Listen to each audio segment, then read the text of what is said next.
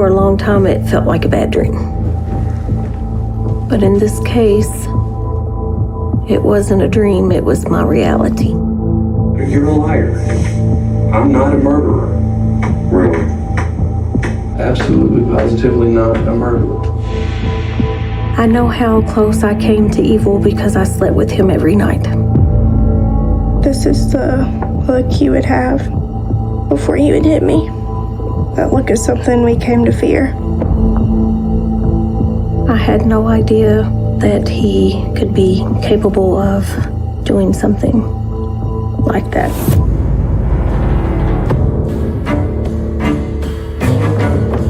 I lived years in fear of Kevin. I'm not a violent person. I don't kill people.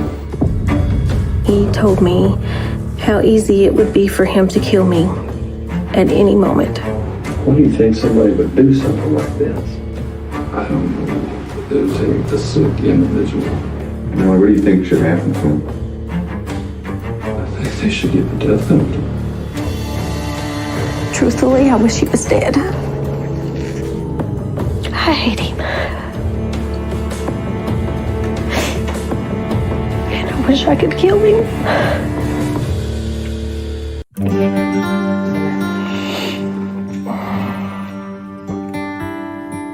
This was my senior prom.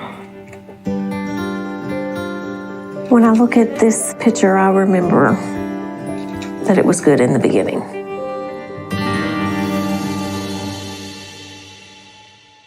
I was born and raised in Hopkinsville, Kentucky. I met Kevin from neighbors of my parents. When I met Kevin, I was still in high school, very young. We dated about 9 months before we got married. I thought he was kind and gentle. I had a 3-month-old daughter, Brooke, that Kevin did treat as his own, and I loved the fact that he was so good with Brooke. This was our first family photo. It's hard to look at this picture and believe that this is the same man.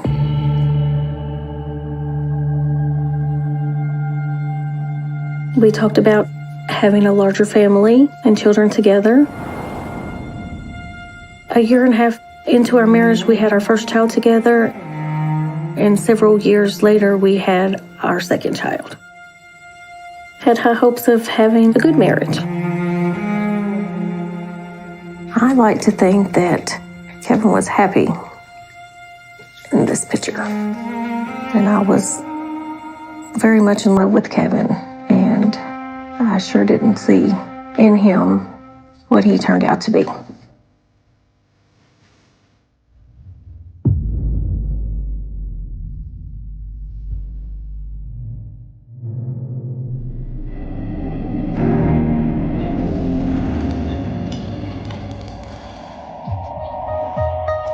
Our marriage was normal in the beginning. Over time, things changed. He was being mean and controlling of the children. I think we all kind of started to feel like prisoners inside our own house. What are you doing?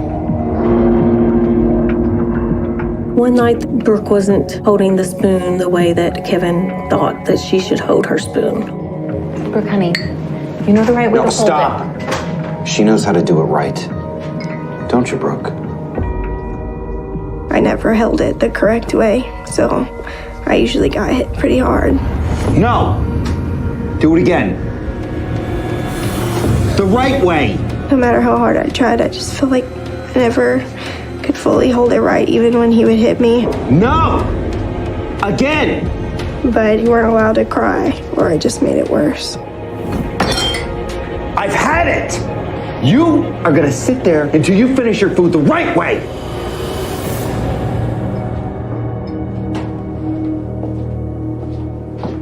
Kevin told her that she had to stay there until she finished eating. Can I go? Yes. We were supposed to eat everything on our plate, and if we didn't, we weren't allowed to get up to do anything else. Brooke was just sitting at the table. Turned out that she sat there for hours.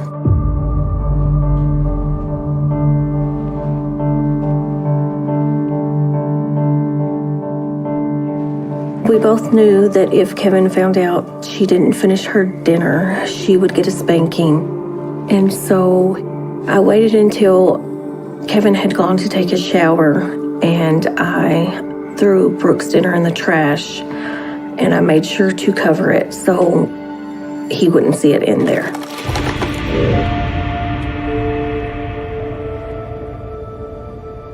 I told Brooke to tell Kevin that she finished her dinner. You can go.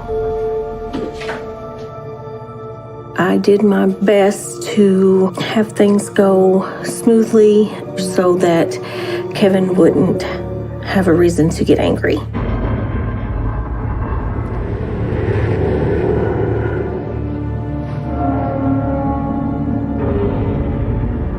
This is the look he would have at the dinner table when he would be mad at me before he would hit me.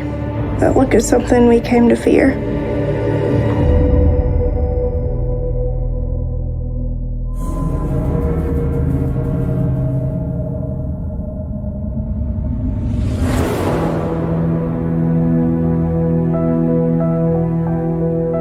In this picture, it's me and Kevin Jr.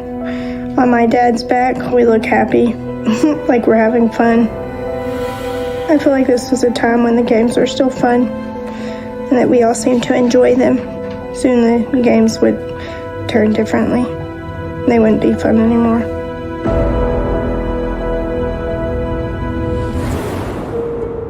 All right, you guys want to have some fun? Yeah. Yeah, you guys see Mommy over there? Kevin found a way to involve our children in hurting me. What do you say we go over there and tickle her feet? Yeah. Kevin knew how physically bothered I was by having anyone or anything touching my feet. Come on, let's get Mommy's feet. Come on, get Mommy's feet. Go ahead, tickle Mommy. No. When I tell people that I don't like my feet being touched, they think that it's crazy. They think that I'm just over-exaggerating. But to me, I felt that was a way that he tortured me. It just puts me in a different place. And people don't understand. She was angry, but we kept doing it because he kept telling us to. No matter what she said, we always listened to our dad instead, because we knew his consequences would always be greater than hers. After what seemed like forever, Kevin had had enough. He just stopped and walked out of the room. And everything went back to normal. Kevin making a game out of things that were hurtful to me, I believe that he found joy in that.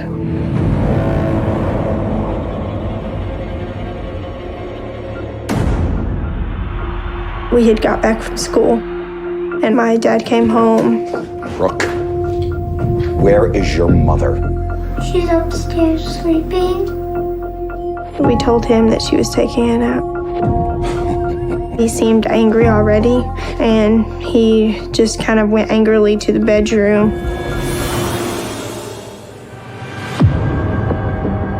I never heard Kevin come into the bedroom. I didn't know he had even come home.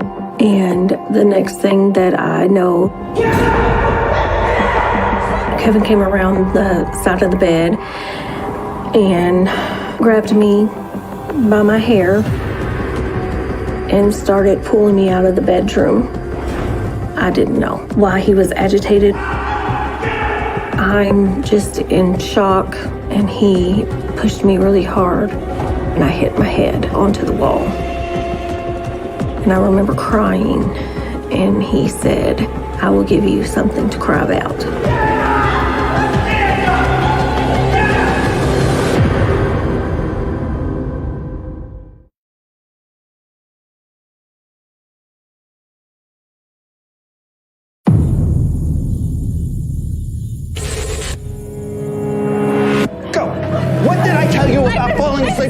As Kevin continued to pull me down the hallway, I was asking him to please stop that it was hurting my head to please stop. I'm falling asleep during the day. What did I tell you?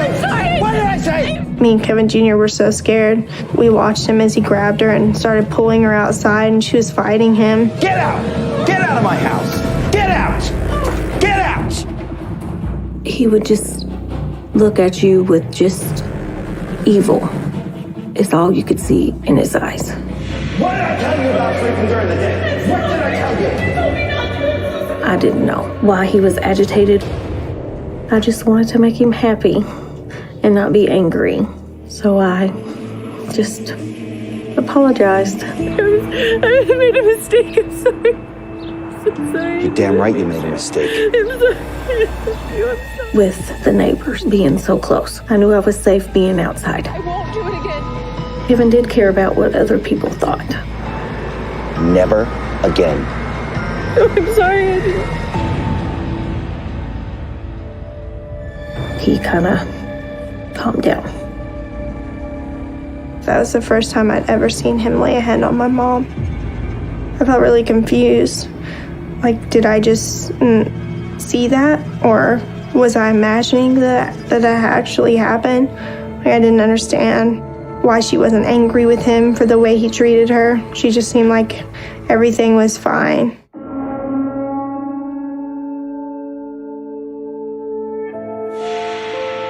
Over the years, Kevin would hit me or hold me down. He always did it in areas that could be covered by clothing. He never left marks. I never called the police because I was scared of what Kevin might do to myself or the children afterwards. I didn't want anyone to know about the abuse, and I worked very hard to put out a perfect family image. My dad was more angry, didn't care anymore. My mom walked on eggshells, and she was careful with everything she did. And my brothers and me, I guess we learned to be quiet so we wouldn't get in trouble.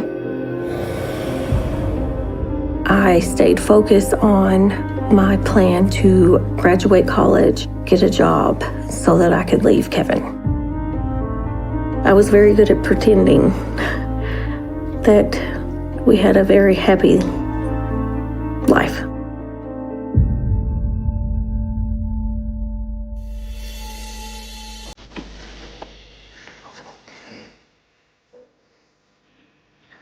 This photo was taken one summer when Kevin's mother came to visit. He puts on a show for his mother that he's the perfect husband, the perfect father, as I put on a show for everyone else. If I could tell myself in this photo what was coming, I would tell her to leave everything and just run away.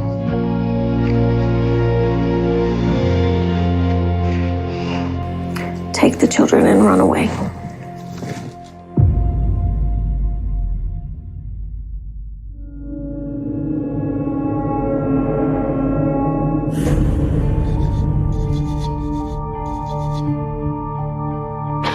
Over the years of our marriage, Kevin purchased several guns, rifles, handguns, and with having small children, it made me nervous to have guns in the house.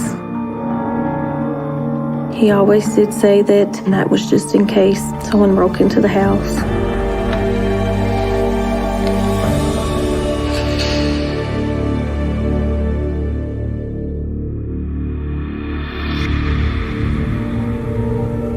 One day, we were in the living room, and it was just me and Kevin Jr., and my dad had his pellet gun out. It'd shoot just little bitty pellets that kind of just look like little metal balls. He did shoot targets for practice sometimes. Watch out, guys. Daddy's here. All of a sudden, we just felt the pop on our skin. He just started shooting them at me and Kevin Jr. like it was a game. Where you going? Dad, stop! He was kind of laughing, like trying to make a big joke out of it. But they hurt. It was like you just got stung really hard by like a bee. Shut up! Please stop! Even though we told him to stop, he just kept shooting them anyway. 1, 2, 3. He just would just keep going, no matter what noises we made, or if they hurt, or if we told him to stop. He seemed like he enjoyed it, like it didn't really bother him that we were in pain, so he just kept doing it. Ow! Dad! I guess he decided he was done. We didn't talk about it to our mom at all. She never knew, because we were afraid that if she found out, it would just end up in a big fight between her and our dad. We just wanted peace in the house. So if that meant keeping it a secret from our mom, then that's what we did.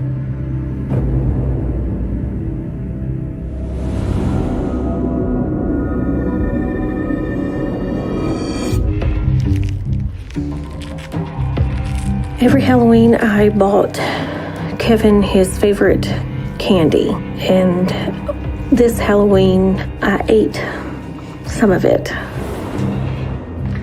And when he came home from work and seen that some of the candy was missing, he was not happy. No. He wanted to know who had eaten it. Steph? Who ate my candy? I did think that he would blame the children. And so I let him know that I was the one that ate the candy. How dare you? The next thing, he had a gun pointed at me.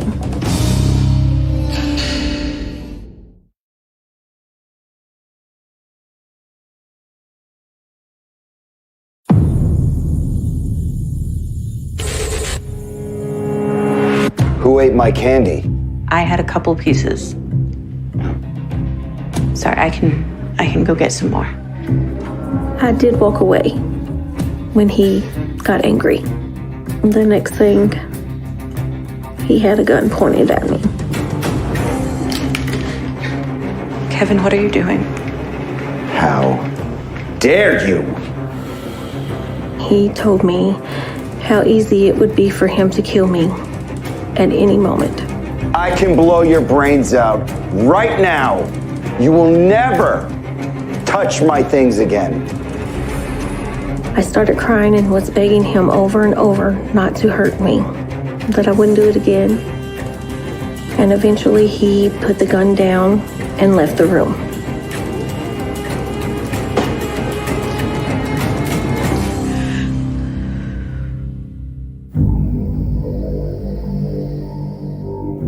After he walked away, he didn't talk to me for about 2 months. Hey, honey, how was your day? Ignored me, even though we shared a bed. Felt trapped.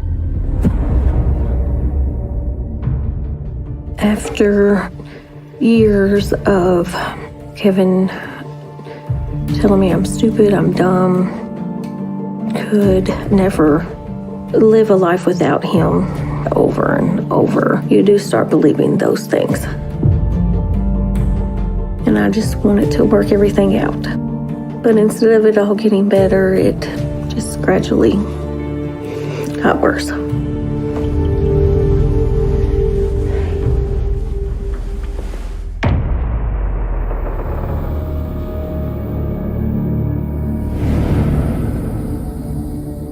Over the years, the physical abuse became less.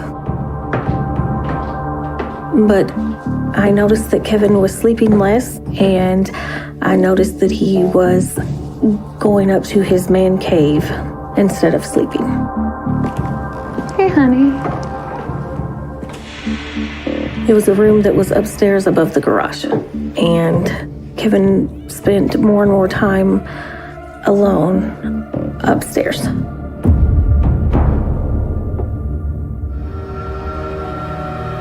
It got to where he didn't want to eat with us, and he would just come home and go straight upstairs. And he wouldn't come to bed for several days. Essen. Kevin. Honey, do you want to join us for dinner? And he could leave, and I wouldn't know, since he could go out through the garage, and I would never ever notice. It worried me a little bit, but it didn't necessarily bother me, because at this point in our marriage, if he wanted to do his own thing, I didn't say anything. It was a relief, because I wouldn't have to deal with him.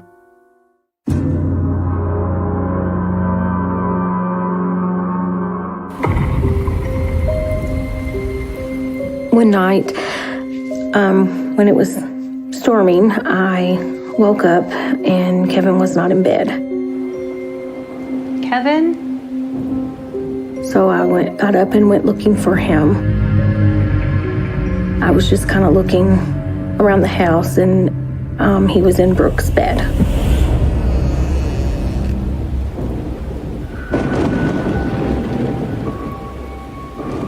Maybe the thunder woke me up, and I woke up and I felt another person in my bed. So I looked over and saw my dad, and I was just really confused because he wasn't there when I went to sleep. What's going on?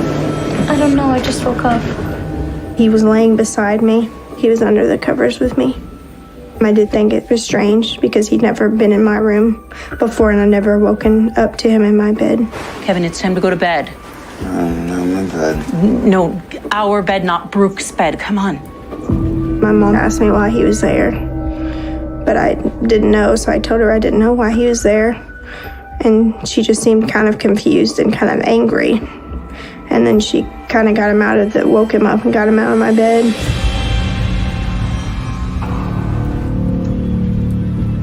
When I woke him up, he seemed confused. He had been drinking earlier in that evening, and so I thought maybe he just went in there and passed out. I didn't think a lot of it, but was surprised that he would be in her room.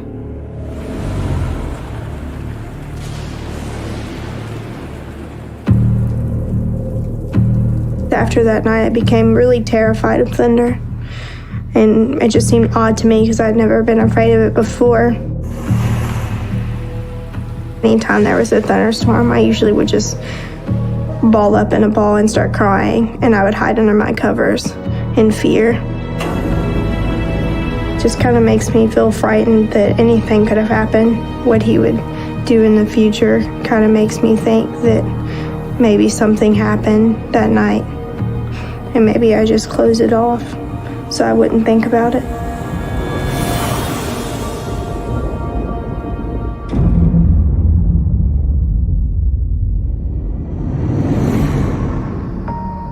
He had several different jobs. His last job was installing satellite television. One night around 9 o'clock, he was getting ready to leave. Where are you going? Got a call. I gotta go install a unit. Really, this late? Yeah, well, one of us has to work in this house. I did not believe him, but I let him think that I did. You usually don't install at that late of an hour, but he said that's what he was going to do, and then he left. I just was shocked and just let it go. It was strange that he disappeared for such an extended period.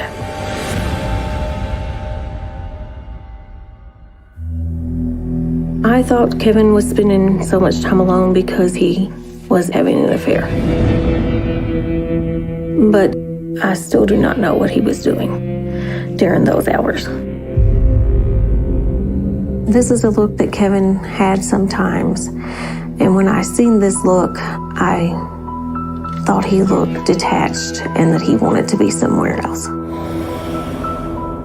I think in those moments, I think he thought of having another life.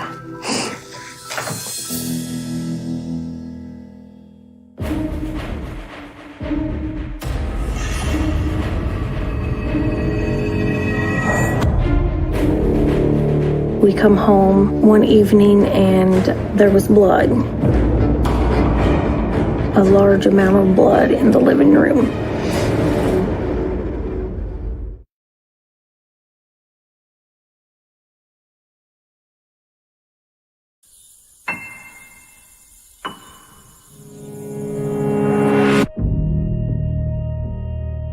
We come home one evening and there was a large amount of blood in the living room. It was scary to walk in and see that amount of blood.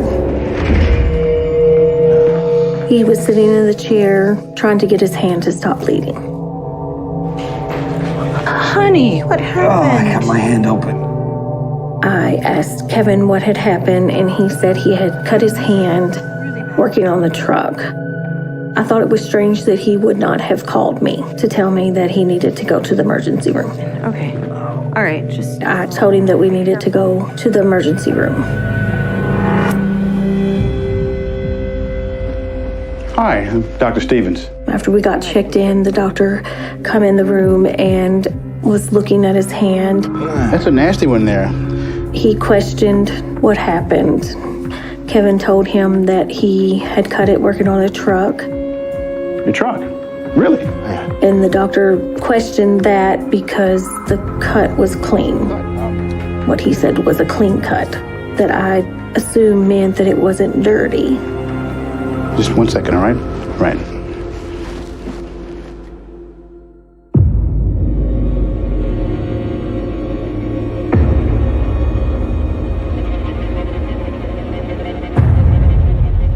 The thing that sticks out is just Kevin's reaction to the officer coming in. He was just freaking out. What's the cop doing here? He just wanted to know how he got the cut, because the cut looked clean, not a cut that you would get while working on a vehicle. Well, like I said, I cut it on my truck. Okay, sir, I'm just asking questions. Then why are you acting like I'm lying? Sir, They could suspect that he may have been in a fight or maybe trying to harm himself. we're just trying to make sure that you and your family are safe, okay? Kevin was becoming more agitated. I had seen Kevin get agitated on several occasions, but never agitated like that in front of someone else. So the officer said okay and left the room. And then he eventually started to calm down. I didn't ask Kevin any questions about why he was agitated with the officer coming in the room, because I didn't want to agitate him more than he already was.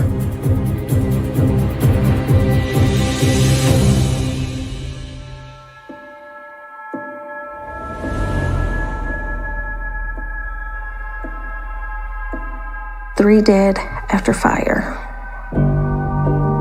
I believe that this is the same article. 3 children dead after house fire, and the mom survived by rolling out and into the swimming pool. I remember saying how awful that was. Well, this is a picture of the Frensley home. It's just hard to look at it and know that 3 children lost their life. Around the time that the fire was reported, I called Kevin to let him know dinner was ready. He seemed normal.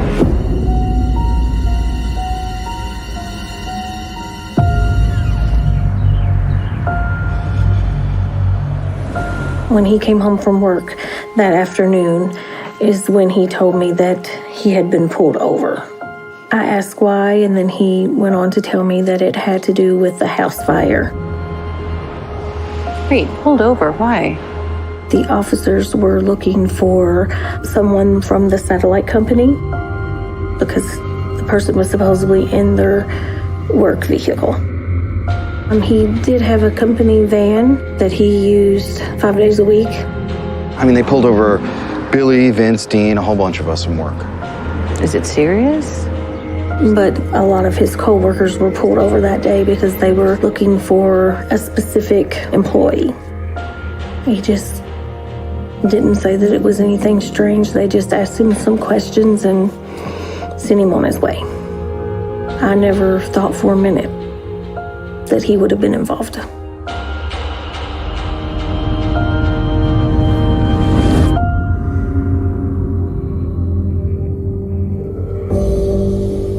A couple nights after I seen the article in the paper, Brooke had a friend stay over. They would make up beds on the couch, stay up late watching TV, eating popcorn. Wait, what did he say? As far as I knew, everything that evening was normal. I didn't find out that it wasn't normal until later. My friend said that she had been awake when he had come into the living room. And he was watching out the window and pacing back and forth like he was waiting for something. She was frightened. She told me that he looked really nervous and he kept looking through the window like he was searching for someone or waiting for something to happen, and that he even kind of looked back at me and her. I would have been afraid too if I had been watching him.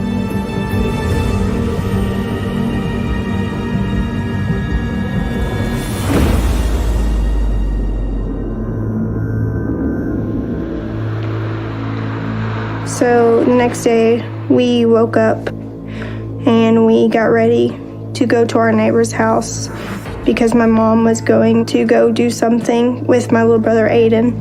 And me and Kevin Jr. hadn't been at the neighbors for too long when we were told to come inside, stay away from the windows. They wouldn't tell us why. They just told us that we had to stay in that spot and that we couldn't look outside and to stay away. But I snuck away from where I was supposed to be so I could look out the window to see what was happening. And that's when I saw that there was the police cars at our house.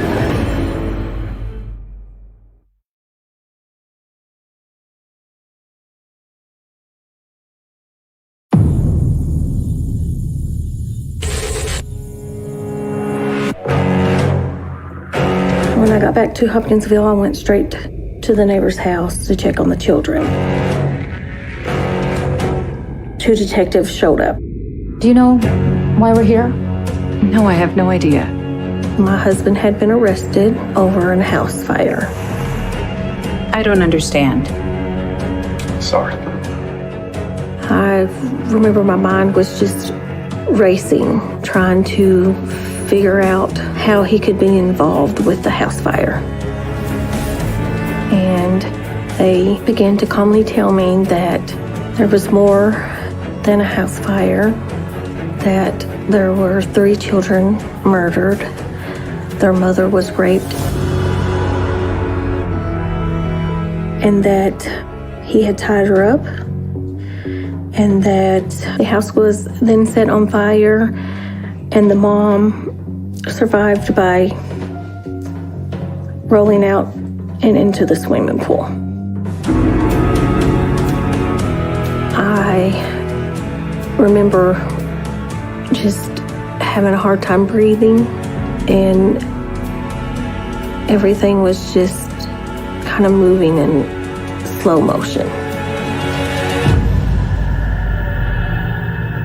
Kevin raped Christy, brutally murdered her 3 children, and then came home and slept next to me. I didn't think he was capable of doing those things. I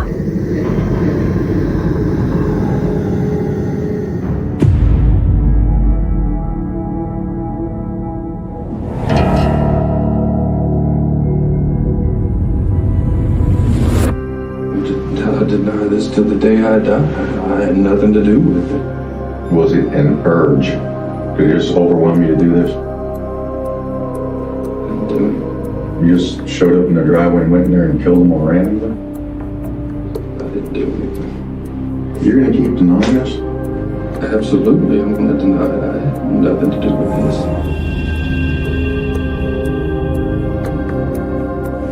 When everyone else believed he was guilty, at first, I did not. I thought he only had anger for me and the children. I didn't think that he could hurt people that he didn't know.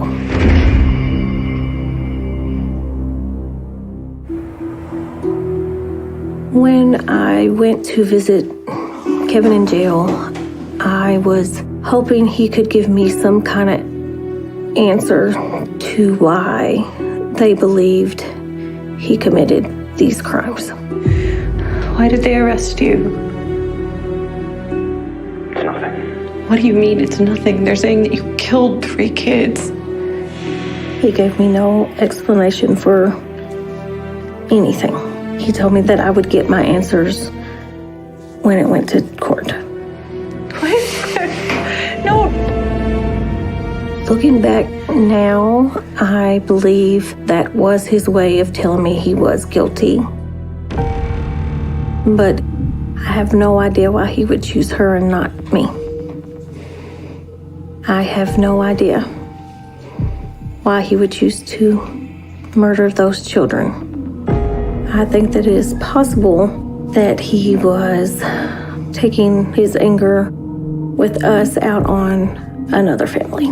There was a lot of similarities between our family and the other family. Why do you think somebody would do something like this? I don't know. It'll take a sick individual. You know, what do you think should happen to him? I think they should get the death penalty.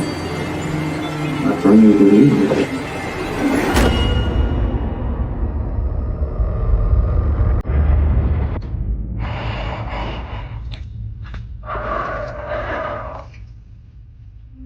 This is a photo of Ethan. Ethan was 5 years old when Kevin stabbed him to death.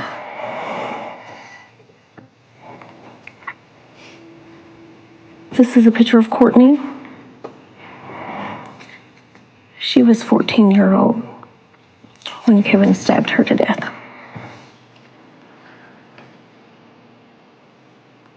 This is a picture of Kayla. She was 17 years old when Kevin murdered her.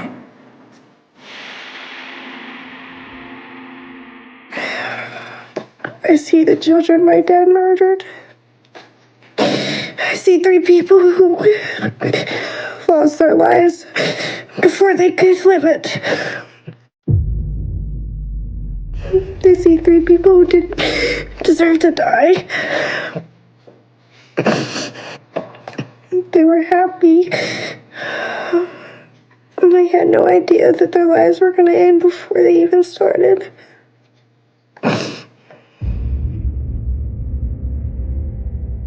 I'm sorry. I'm so sorry. I hate him. And I wish I could kill him.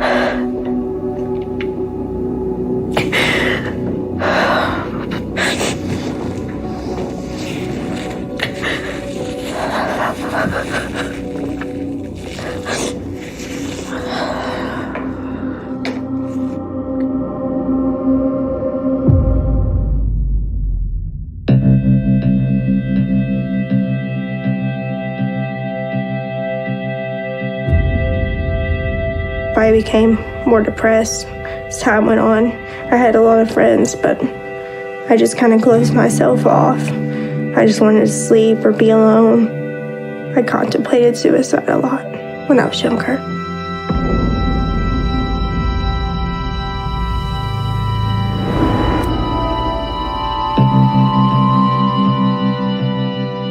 I talked with Brooke's therapist, and we decided that one day during her therapy session that I should go ahead and tell her.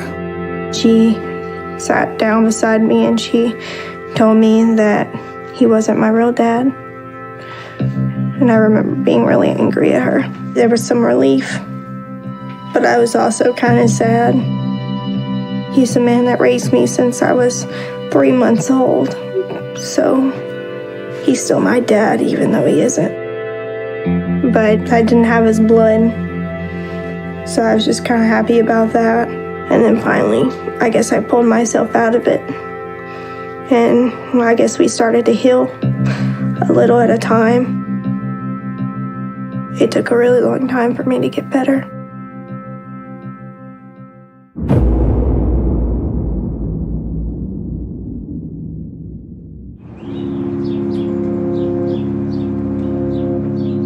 I remember blaming myself.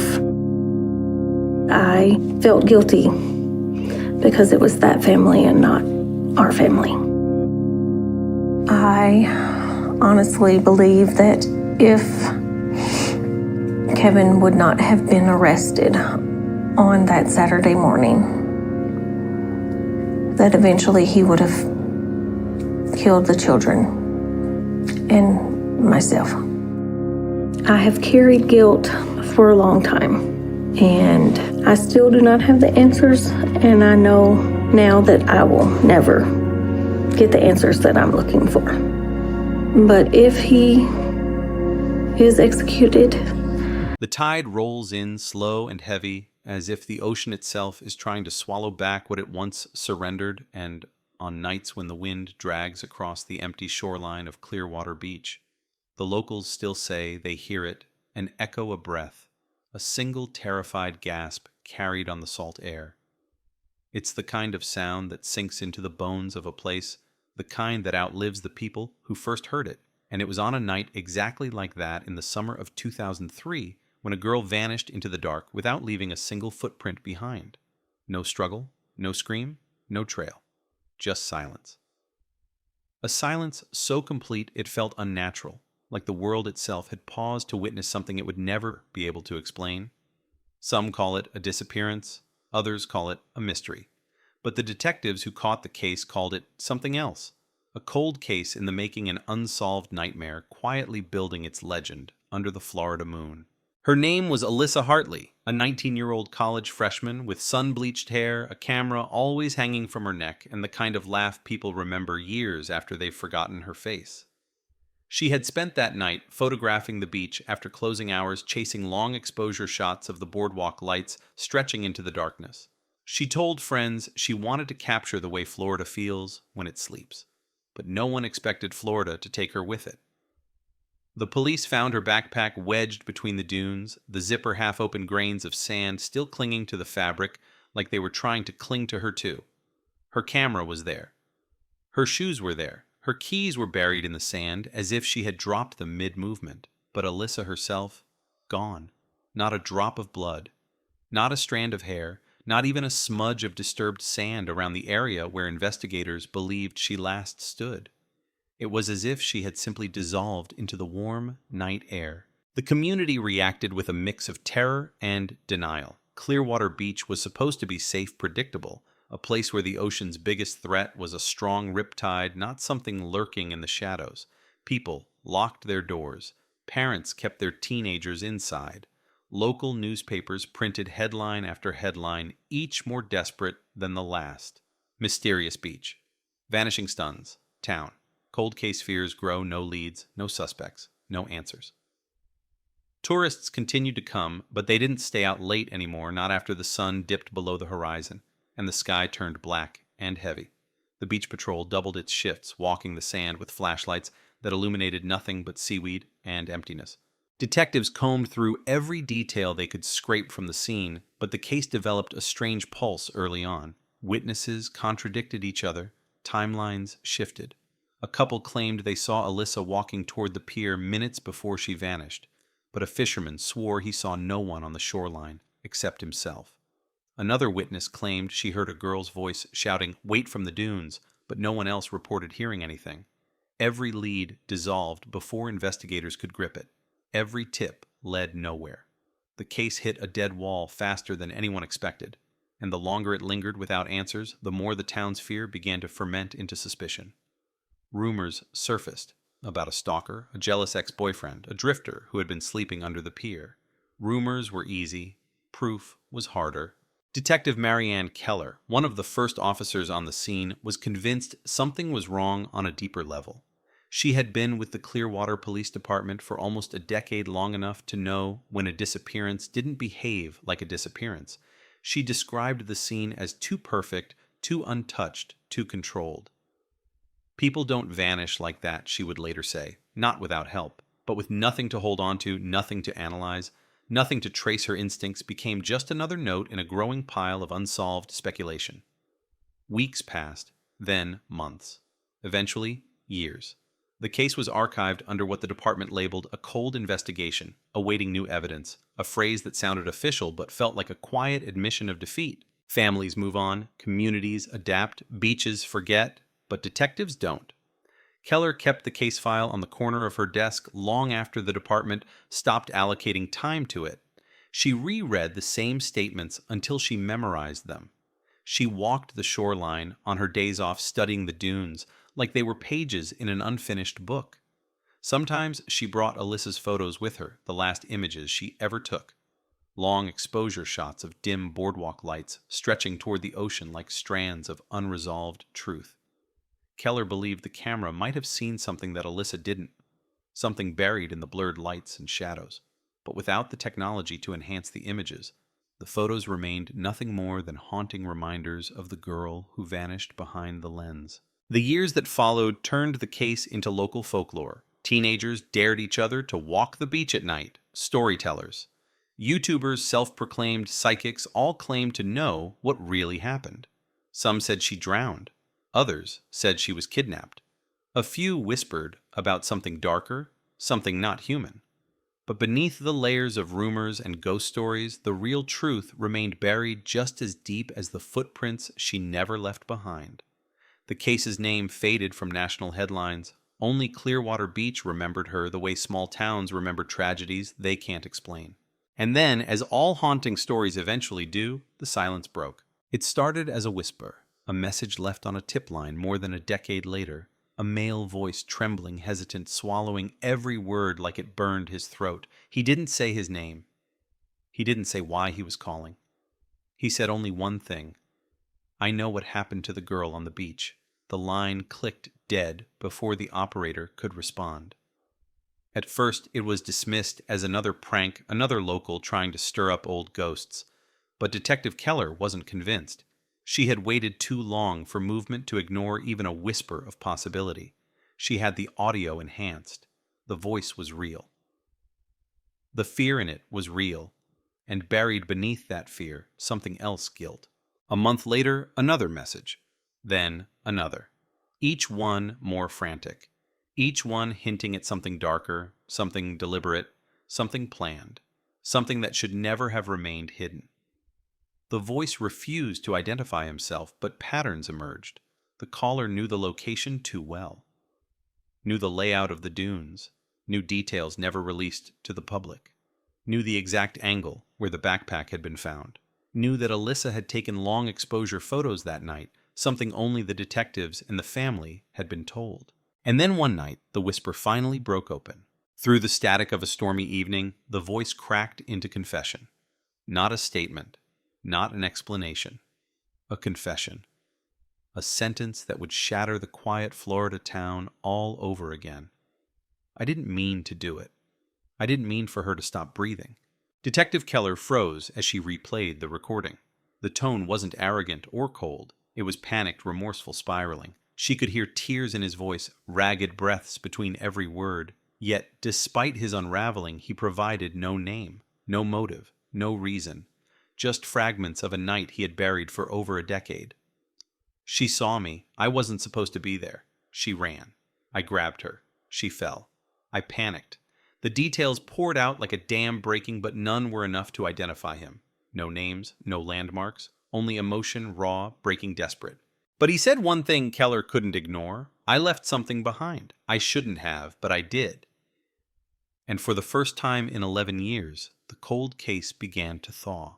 Because sometimes the truth doesn't surface through evidence or witness accounts or forensic breakthroughs. Sometimes the truth crawls out through guilt, slow, messy, trembling, dragging confessions behind it like chains. And as Keller listened to that voice again and again, she felt a shift in the air. The same kind of shift people feel seconds before lightning hits. the kind of shift that tells you something buried is about to rise. And on the quiet Florida shoreline, where the ocean still whispered her name, the story of Alyssa Hartley was about to rip itself open. The storm rolled in like a threat, dragging gray clouds across the Florida sky, as if the weather itself sensed something shifting beneath the surface of the old cold case, and Detective Marianne Keller felt that shift tightening in her chest as she sat alone in the dimly lit office, replaying the anonymous confession over and over.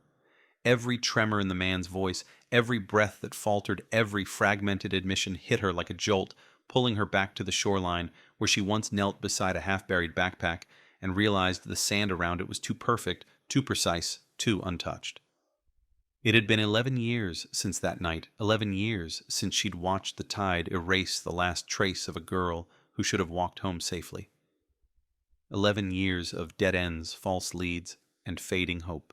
And now suddenly a whisper in the dark was cracking the case open like lightning splitting a tree. She leaned closer to the speaker's eyes narrowed, listening to the words again. The panic in his voice wasn't an act. She'd heard performative guilt before from suspects who thought crying would soften their charges, from liars who believed stuttering made them sound honest. But this was different. There was a tremble of someone who hadn't slept, someone who'd been chased for years by a memory he couldn't bury no matter how deep he tried to shove it. And beneath that guilt was something else, resignation, as if he knew his time was running out. Keller rewound the tape. I left something behind. I shouldn't have, but I did. Those words burrowed into her mind and refused to let go. What had he left? Where had he left it? Why hadn't detectives found it? She flipped open the old case file. The pages yellowed at the corners. The ink faded like the memory of the night itself. She studied the photographs once again. The dunes, the boardwalk, the pier, the abandoned backpack, the camera that captured nothing but blurred streaks of light. She scanned the evidence list, her pen tapping lightly against the desk. Something wasn't right. Something had always been wrong. But whatever it was, she had never been able to put her finger on it. Until now. The storm outside cracked open with a sharp bolt of lightning that illuminated the office for a fraction of a second. Keller barely flinched. She was already grabbing her raincoat, her badge, her old case binder, moving with the urgency of someone chasing a ghost that had finally begun to slow down. The dunes hadn't changed much in 11 years. The beach patrol tower had been renovated, the boardwalk lights upgraded, the pier extended, but the sand still breathed the same way, shifting under the wind like memory-laden skin. Keller walked the shoreline in the thick rain, her flashlight cutting a thin arc through the mist. Waves crashed violently, spraying cold water against her legs, but she didn't stop. She retraced Alyssa's last known steps, letting instinct guide her, letting the confession replay in her mind until pieces began to align. She saw me. I wasn't supposed to be there. Who was he? Someone working on the beach. A fisherman. A night shift janitor. A local who roamed the dunes at night. The pier was closed at the hour Alyssa vanished. Only authorized staff or trespassers could have been there. Keller followed the line of dunes toward the pier, her boots sinking into wet sand. Rain blurred her vision, turning the shoreline into a smear of shadows and motion. Then she stopped. A flash of metal, dull but distinct, glinted beneath a clump of seagrass. She crouched down, brushing away sand and debris until the object came free. It was a rusted keychain. No, not a keychain. A pendant, oval-shaped, etched with a year 2001. On the back, barely legible through corrosion, were the initials JR. She recognized it instantly. It had been found near the dunes 2 days after Alyssa's disappearance, logged as miscellaneous debris, ruled unrelated, dismissed as belonging to a beachgoer. The case file mentioned it once, then never again. If the anonymous voice was telling the truth, this wasn't debris. This was what he left behind. Keller's breath hitched a chill rippling through her. Despite the heavy rain, she held the pendant up to the flashlight, watching the tarnished metal catch small droplets of storm water. It was a nothing object, cheap, insignificant, but in cold cases, the smallest fragments often carried the heaviest truths. She slipped it into an evidence bag, sealing it tight. She looked up at the dunes, at the shadows stretching behind them. Someone had been here that night. Someone Alyssa never expected to see. Someone who had reason to hide. And if he left this behind, he might have left more. The next morning, Keller brought the pendant to the forensic lab. They scanned it, cleaned. It examined the crevices where rust had been scraped away. No fingerprints remained, not after 11 Florida summers and countless storms.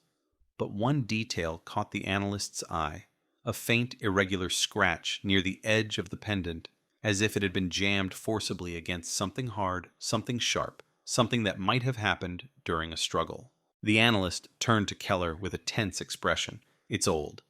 Whatever scratched it happened years ago. If it's connected to your case, this might be the only surviving trace. It wasn't proof, not yet, but it was enough to make Keller push the department into reopening the cold case officially. Detectives gathered in a small conference room, flipping through old files and faded photographs, the weight of the past crackling through the air. Some officers barely remembered the case, others had been rookies when it happened, still brimming with confidence and certainty. Now they sat quietly, listening, as Keller played the confession recording for them, the room thickening with unease as the man's trembling voice filled the space. I didn't mean to do it. I didn't mean for her to stop breathing. Silence fell after the tape clicked off. The chief leaned back, rubbing his forehead. You think this is legitimate?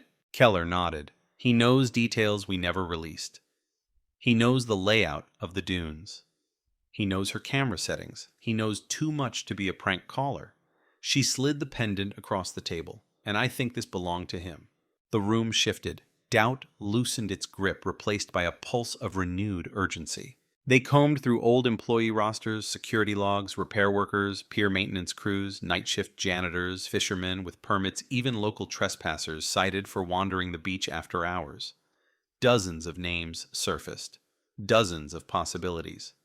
But Keller kept circling back to the initials on the pendant JR. She cross-referenced all individuals connected to the beach that year with those initials. 4 names appeared. 2 moved out of state shortly after. 1 had died in a boating accident, and the 4th, Jason Reddick, still lived only 30 minutes away. A maintenance worker in 2003, access to the pier, familiarity with restricted areas, fired unexpectedly in late 2003 for unreliable attendance and emotional instability. A man who had slipped under the radar, forgotten by the town, but not by his own conscience. Keller stared at his file, her pulse tightening. He was never interviewed in the original investigation, not once. His shift ended before Alyssa arrived at the beach according to early records, but his termination report mentioned something else. He had a habit of returning to the beach after hours, claiming he needed the sound of the waves to sleep. She didn't need more than that. 2 officers accompanied her to Reddick's house, a small rundown structure with peeling paint and a porch sagging under humidity. A truck sat in the driveway, the hood dented, the windshield cracked. The lawn hadn't been mowed in months. Keller knocked on the door. Silence. She knocked again. Jason Reddick, this is Detective Keller with the Clearwater Police Department. We need to speak with you. A slow rustle came from inside. Footsteps. A shadow behind the curtain. Then a voice, thin, shaky, familiar. What is this about? Keller's hand tightened on her badge. Alyssa Hartley. The air inside the house seemed to stop. The footsteps ceased. Silence swelled so thick it felt like the walls were holding their breath. Keller leaned closer to the door. Jason, we know you've been calling. A quiet whimper bled through the wood. Then a single word cracked open like something breaking inside him. I'm sorry. The door remained closed, but the truth was closer now. So close she could feel it rising like a storm surge. And somewhere inside that dark, decaying house, a man who had buried the past for 11 years finally realized he could no longer outrun what he left behind on the sands of Clearwater Beach. The apology drifted through the wooden door like a dying breath, a sound so thin and brittle it felt as if it might crumble under its own weight. And Detective Marianne Keller stood perfectly still on the porch, her hand frozen inches from the doorknob. 11 years of silence, 11 years of hunting shadows, and now the name that had haunted the coastline was trembling on the other side of that door, soaked in guilt, shaking, unraveling. The wind pushed against the house, rattling loose gutters and groaning through cracked window frames, as if nature itself was pressuring the truth to come spilling out. Keller stepped closer, rain dripping from the edge of her coat, her voice low but steady. Jason opened the door. We need to talk. A long pause stretched through the hallway inside, followed by a fragile shuffle of feet. A chain slid. A lock turned. The door cracked open by an inch, revealing one weary eye, sunken, glassy rimmed with the kind of fear that doesn't sleep. Jason Reddick's face appeared slowly, like someone stepping out of a long, suffocating darkness. His hair was unwashed, his skin sallow, his hands trembling as he gripped the edge of the doorframe to steady himself. "I didn't want anyone to come here," he whispered, barely parting his lips. I wanted it to stop." Keller kept her voice controlled, neither harsh nor gentle. "What exactly do you want to stop Jason?" His eyes flickered downward, his throat tightening, as if words were knives he had to swallow before speaking. "The nightmares," he murmured. "The beach.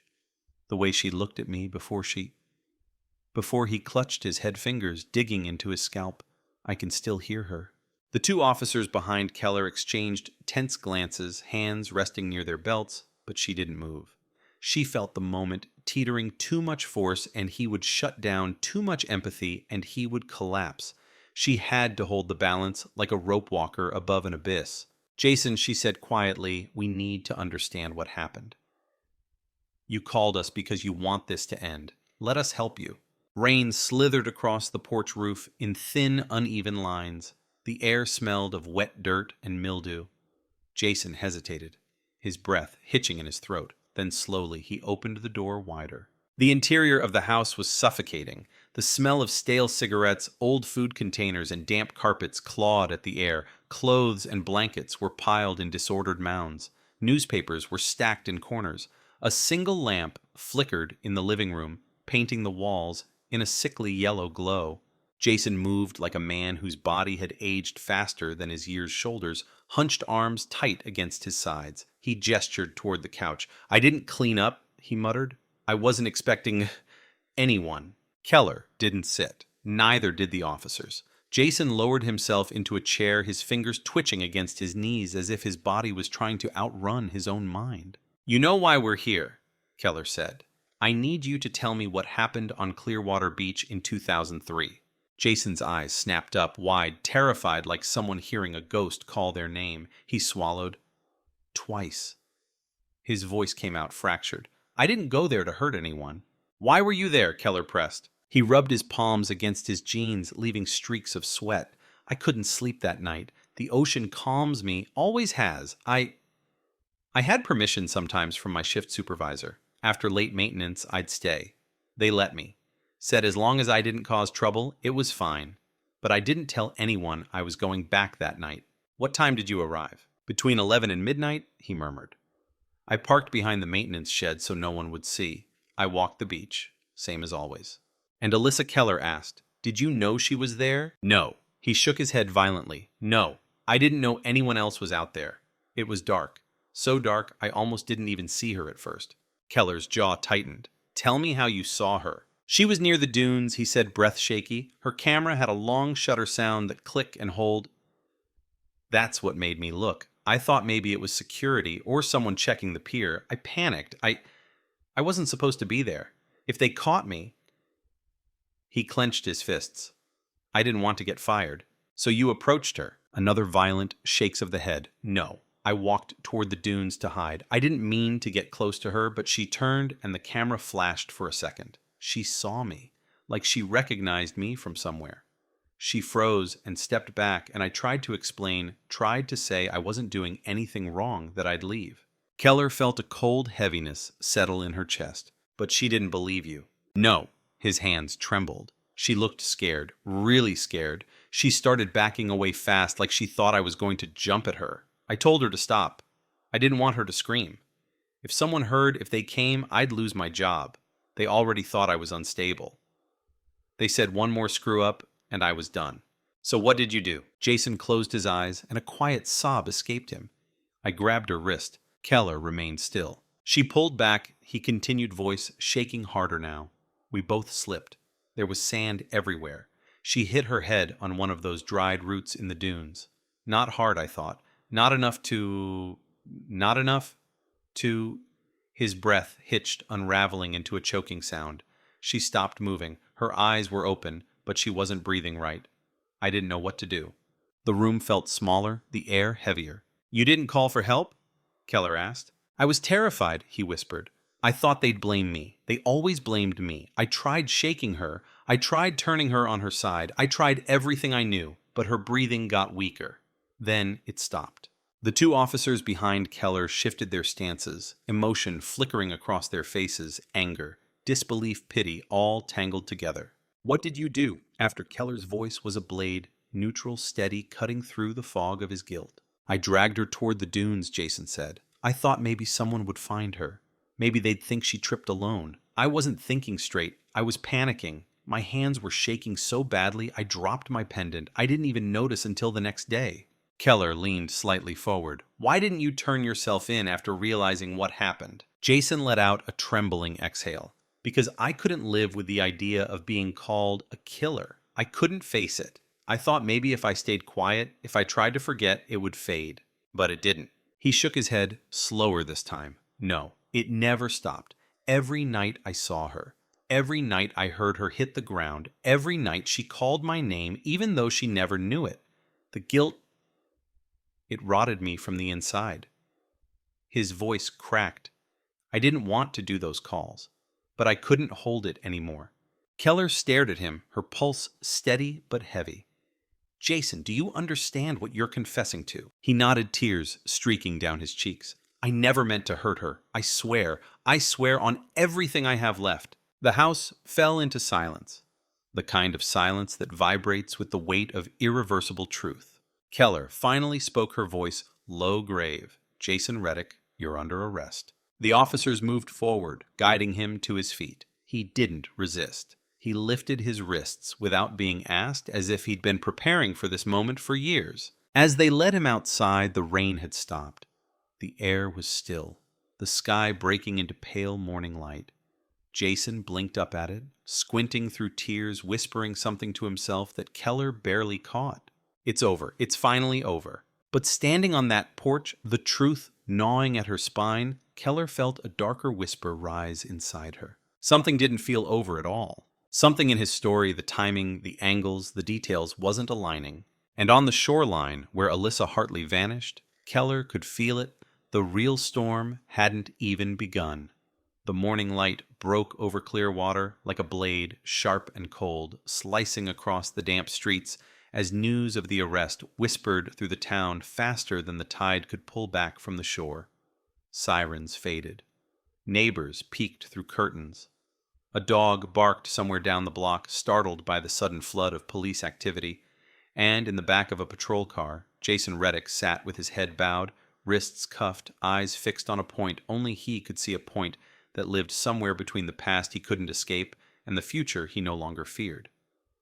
But Detective Marianne Keller didn't look at him as the door shut. She didn't need to. Her mind was already spiraling, tightening around the inconsistencies that wouldn't let go, tiny fractures in his confession that glowed like embers beneath ash. She followed the patrol car back to the station, her badge still damp from the morning dew, her thoughts moving like a crime scene spotlight sweeping over a darkened room.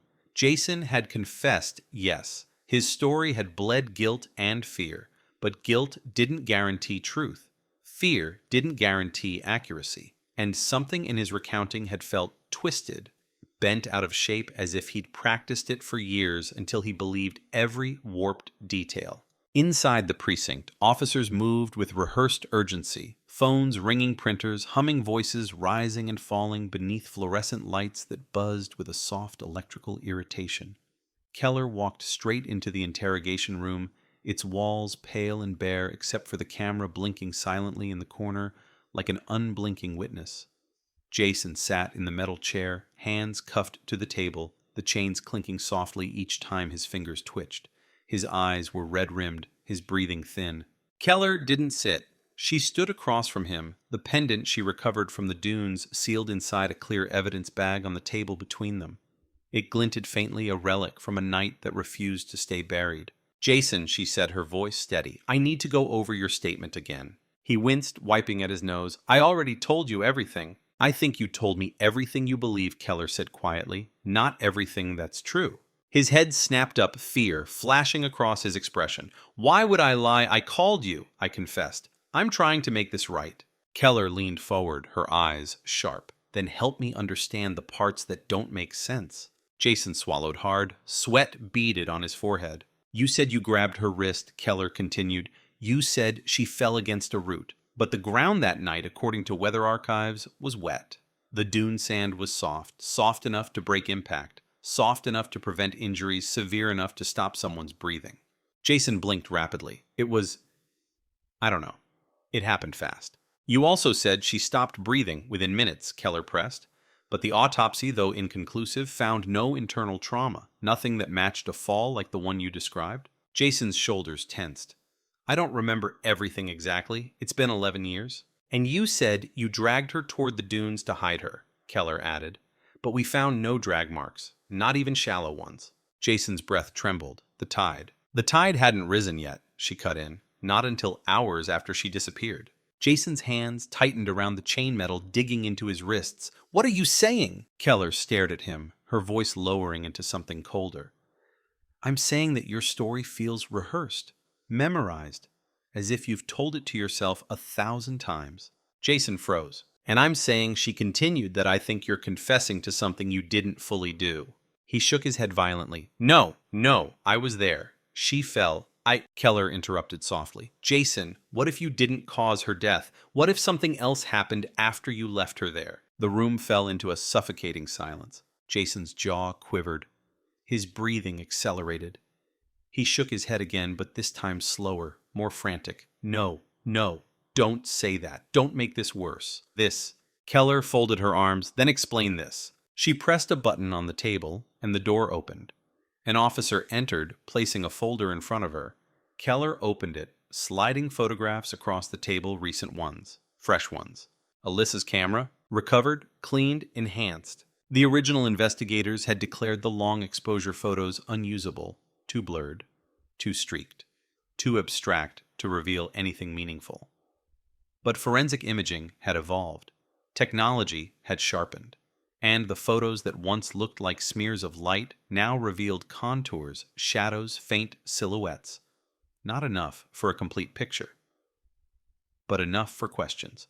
Keller tapped the second photo, a slightly clearer shape by the dunes behind Alyssa, moments before the shutter caught its final light trail.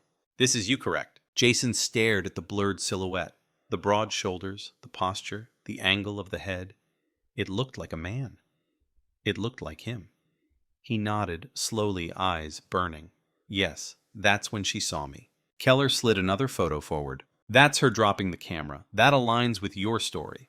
Jason's mouth trembled. Yes, but Keller's hand hovered over the third photo, the one that showed a second shape behind the dunes. Smaller, sharper, edged differently. A figure that didn't match Jason's build. A figure standing too far from him to be his shadow. A figure neither the original investigators nor the public had ever known existed. And who is this? Jason Keller asked. He stared at the photo. His pupils shrank. His throat bobbed. I don't know, he whispered. Keller leaned closer. This person was there, behind the dunes, watching. Maybe following, maybe hiding. Whoever it was, Alyssa's camera caught them just barely, just enough for us to enhance it. Jason blinked, stunned. No, there was no one else. I would have seen. You panicked? Keller said.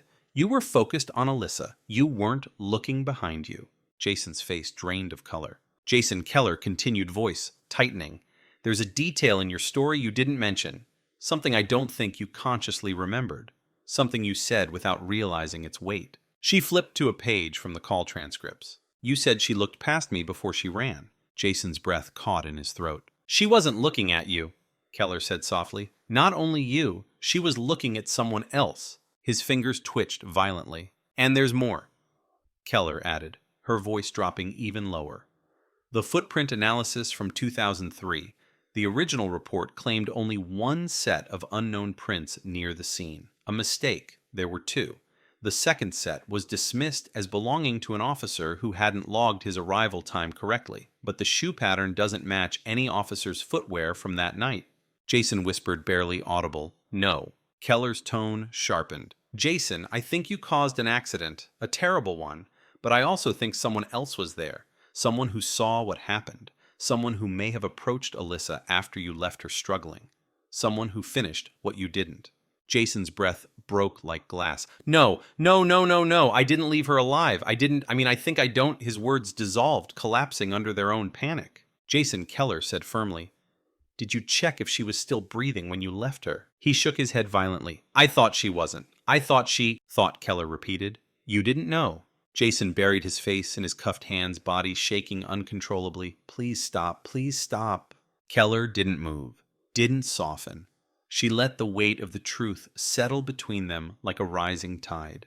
"If she was alive," she said quietly, "someone else might have taken her. Someone who followed her, or followed you. Someone who watched the whole thing unfold and waited." Jason sobbed into his palms. And in that moment, Keller felt it an icy shift deeper. Then doubt, harsher than fear, cutting through her with the precision of a blade. Jason Reddick wasn't the ending of the case. He was the beginning. Because the girl who vanished in 2003 didn't disappear into the tide because one man panicked. She disappeared because two people were on the beach that night. One confessed, the other never did. And the figure in the photograph, a shadow buried in streaked light, was still out there somewhere, hiding behind 11 years of silence. And they hadn't confessed at all. The photograph lay on the metal table like a splinter of truth, a sliver of darkness frozen in time, and Detective Marianne Keller stared at it with the kind of stare that strips away coincidence and digs its nails straight into intent. The enhanced image was grainy, imperfect, distorted by movement and long exposure, but something about that second silhouette gnawed at her. A shape half buried in light trails that didn't belong to Jason Reddick, didn't follow his angle of movement, didn't match his clothing, didn't fit inside his story of panic and clumsy steps in the sand.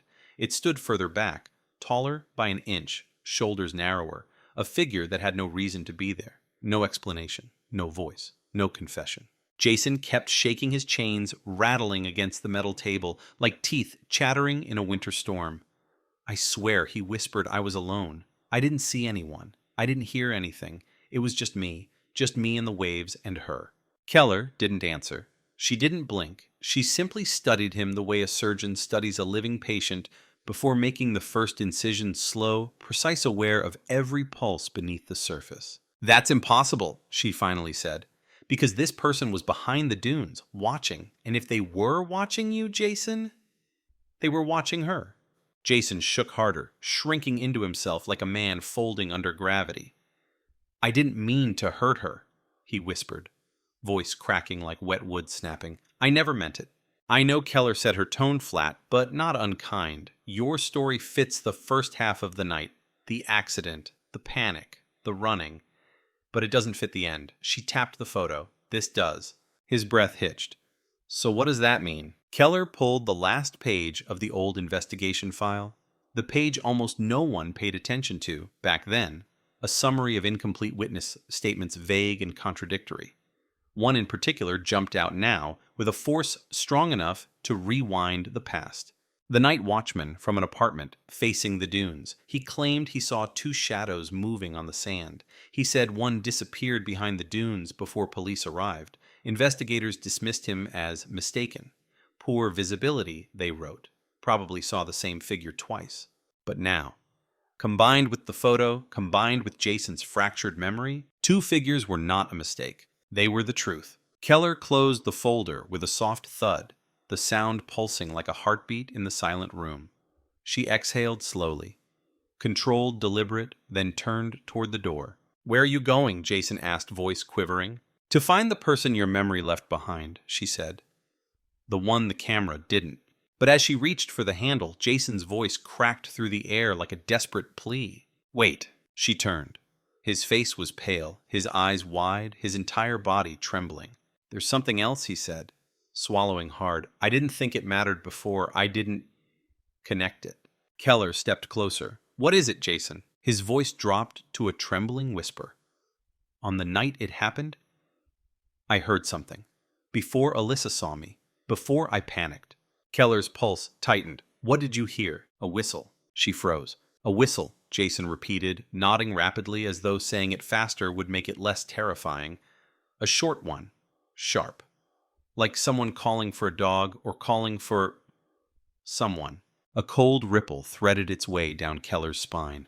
You're sure? Jason nodded frantically. I told myself it was just the wind or a bird.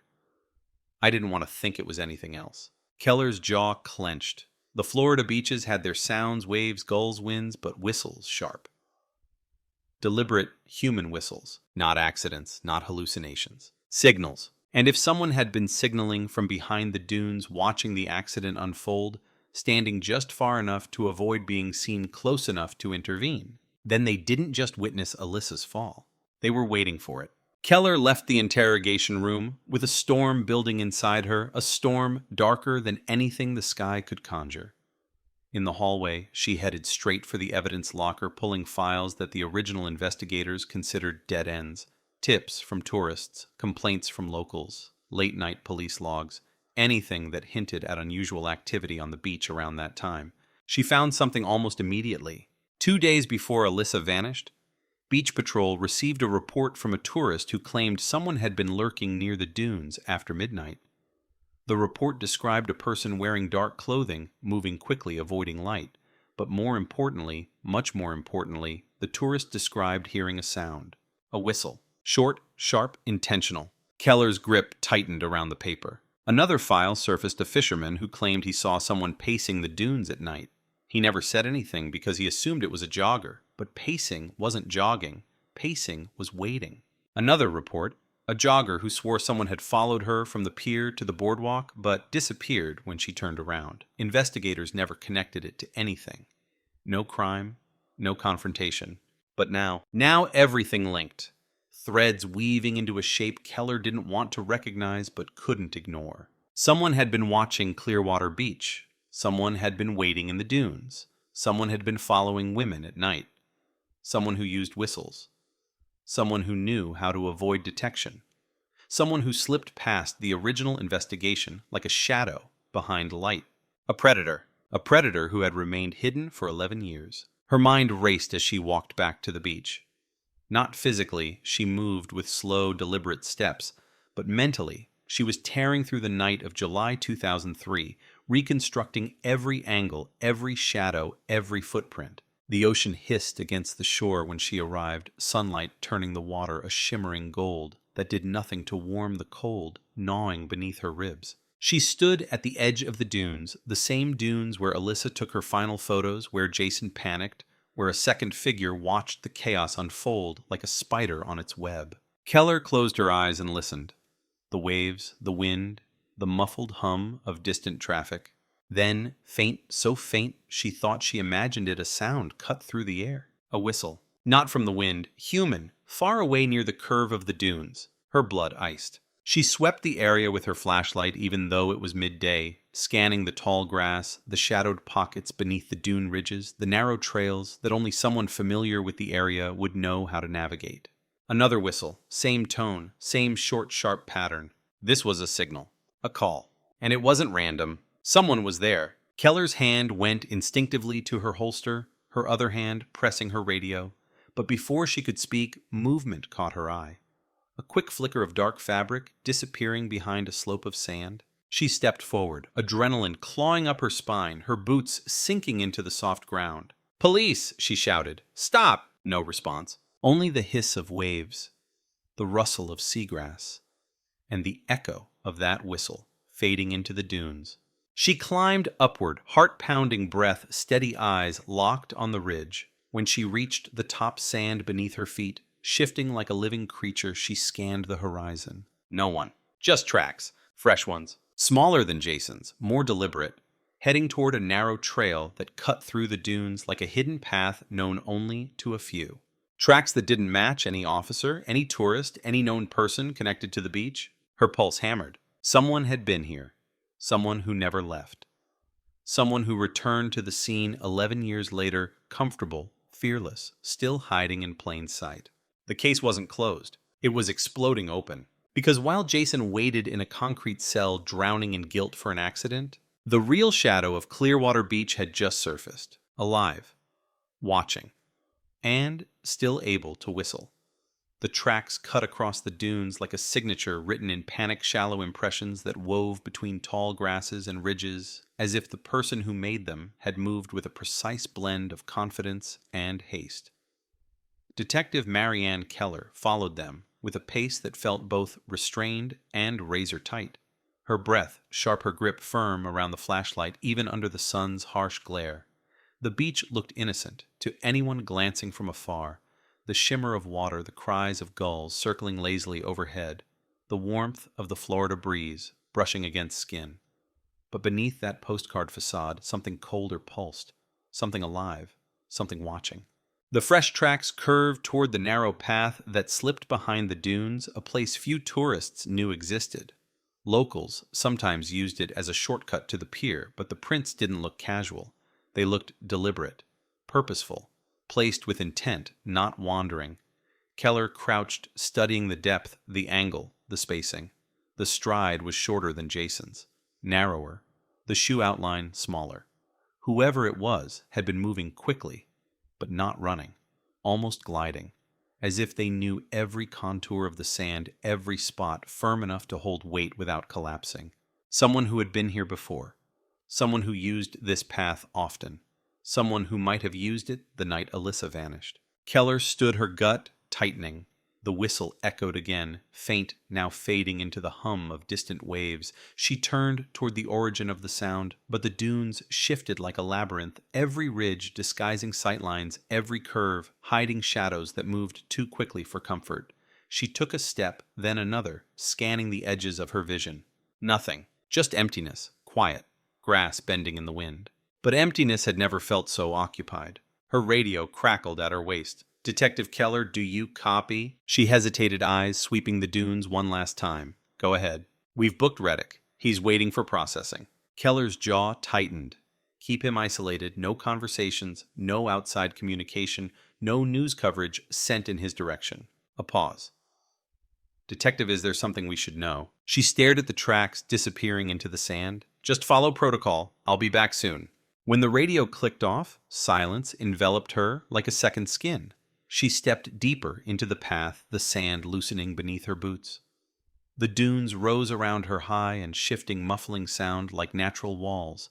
It felt like stepping into another world, secluded, concealed, untouched. A place where secrets didn't just hide, they rooted. Her footsteps slowed as she studied the ground. More prints, same size, same pattern.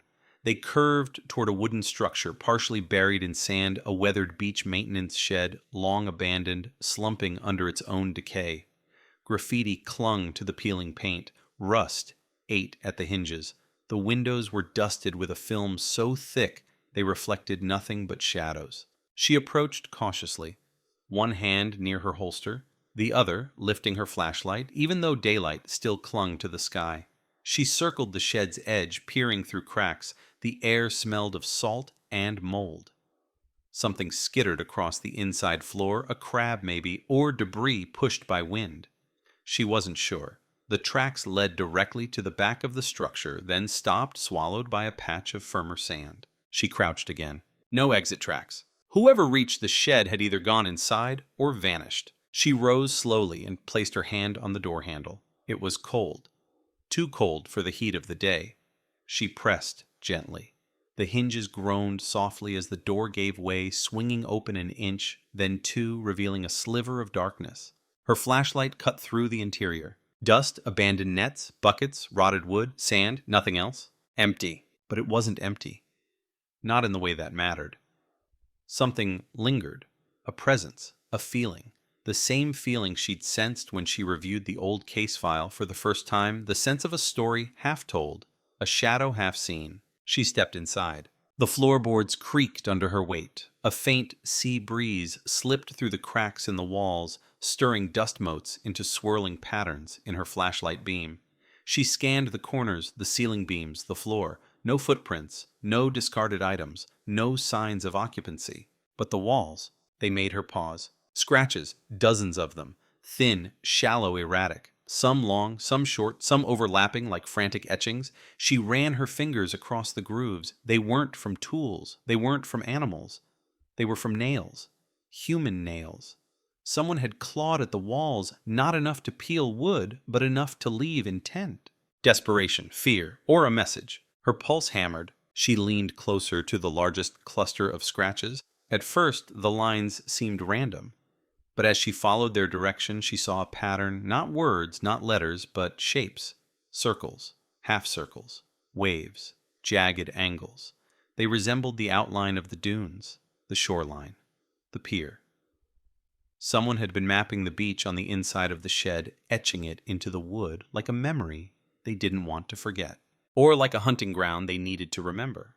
Keller stepped back, her breath sharp. This wasn't a hiding place. It was a lookout, a watcher's den, and whoever used it had been returning even after the case went cold, clawing their maps deeper, keeping watch over the same sand where Alyssa vanished. She turned to leave, but as she stepped through the doorway, a new shape caught her eye. A small object half buried beneath a plank of wood near the entrance.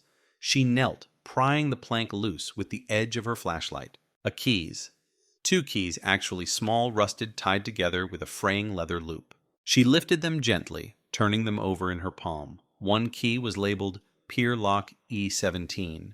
The other bore no engraving at all. Her throat tightened.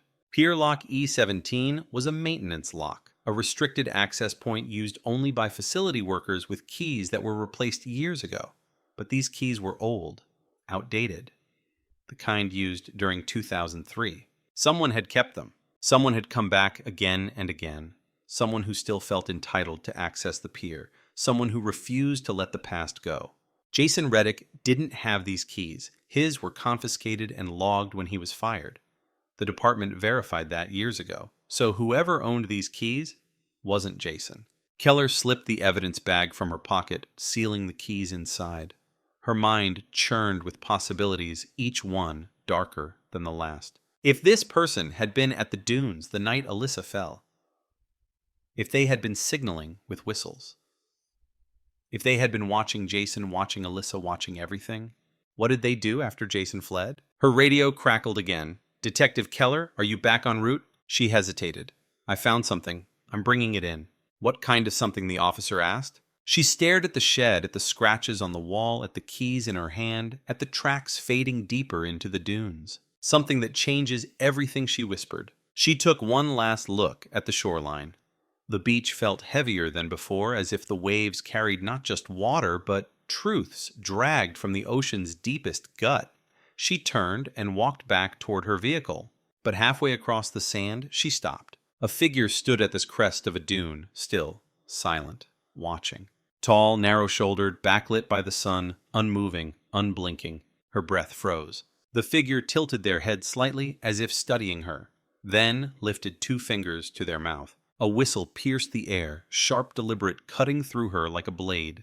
By the time she hit the crest of the dune, heart-hammering, gun drawn, the figure was gone. Only tracks remained. Same size, same pattern, leading into the endless hungry dunes. And as the wind erased them, grain by grain, Keller felt something she hadn't felt in years. This wasn't a hunt. This was an invitation. The tracks dissolved under the wind as if the dunes themselves were swallowing the evidence of the figure who had stood there only seconds earlier, and Detective Marianne Keller felt the emptiness tightening around her like an unseen rope. She stared at the ridge, the soft indentations already fading into nothingness, and her pulse beat with a relentless clarity that made the air feel too thin, too sharp, too alive. The whistle still echoed in her skull, a sound too precise, too intentional, too familiar. It didn't belong to Jason. It didn't belong to any innocent bystander. It belonged to someone who knew the dunes intimately, someone who could move through them without leaving a trace, someone who had been here long before she arrived and intended to stay long after. She holstered her weapon slowly, every instinct screaming that the moment she looked away, the shadow would return. But the dunes remained still, shimmering under the heat, soft like an untouched canvas. A tourist walked along the shoreline below, oblivious to the quiet violence pulsing beneath the sand. A child pointed at a seagull. A couple held hands. Life moved forward. The beach pretended it was just a beach. But Keller knew better. She walked down the dune. Her breath measured her fingers, flexing out the tension that crackled through her bones. She replayed the moment in her mind, the silhouette, the tilt of the head, the whistle that carved the silence like an incision. Whoever that was hadn't run because they were afraid. They had run because they were done watching her for now. This was not a fugitive. This was a ghost who refused to fade. When she returned to her vehicle, sand clinging to her boots, she stood for a moment, gripping the door handle, grounding herself. The keys in the evidence bag rattled softly inside her pocket, reminding her that the truth didn't just lie in shadows. It left artifacts. And artifacts told stories. She drove to the precinct engine, humming under the afternoon heat, her thoughts circling like vultures. The figure in the dunes, the whistles, the old pier keys, the scratch maps etched into the shed walls.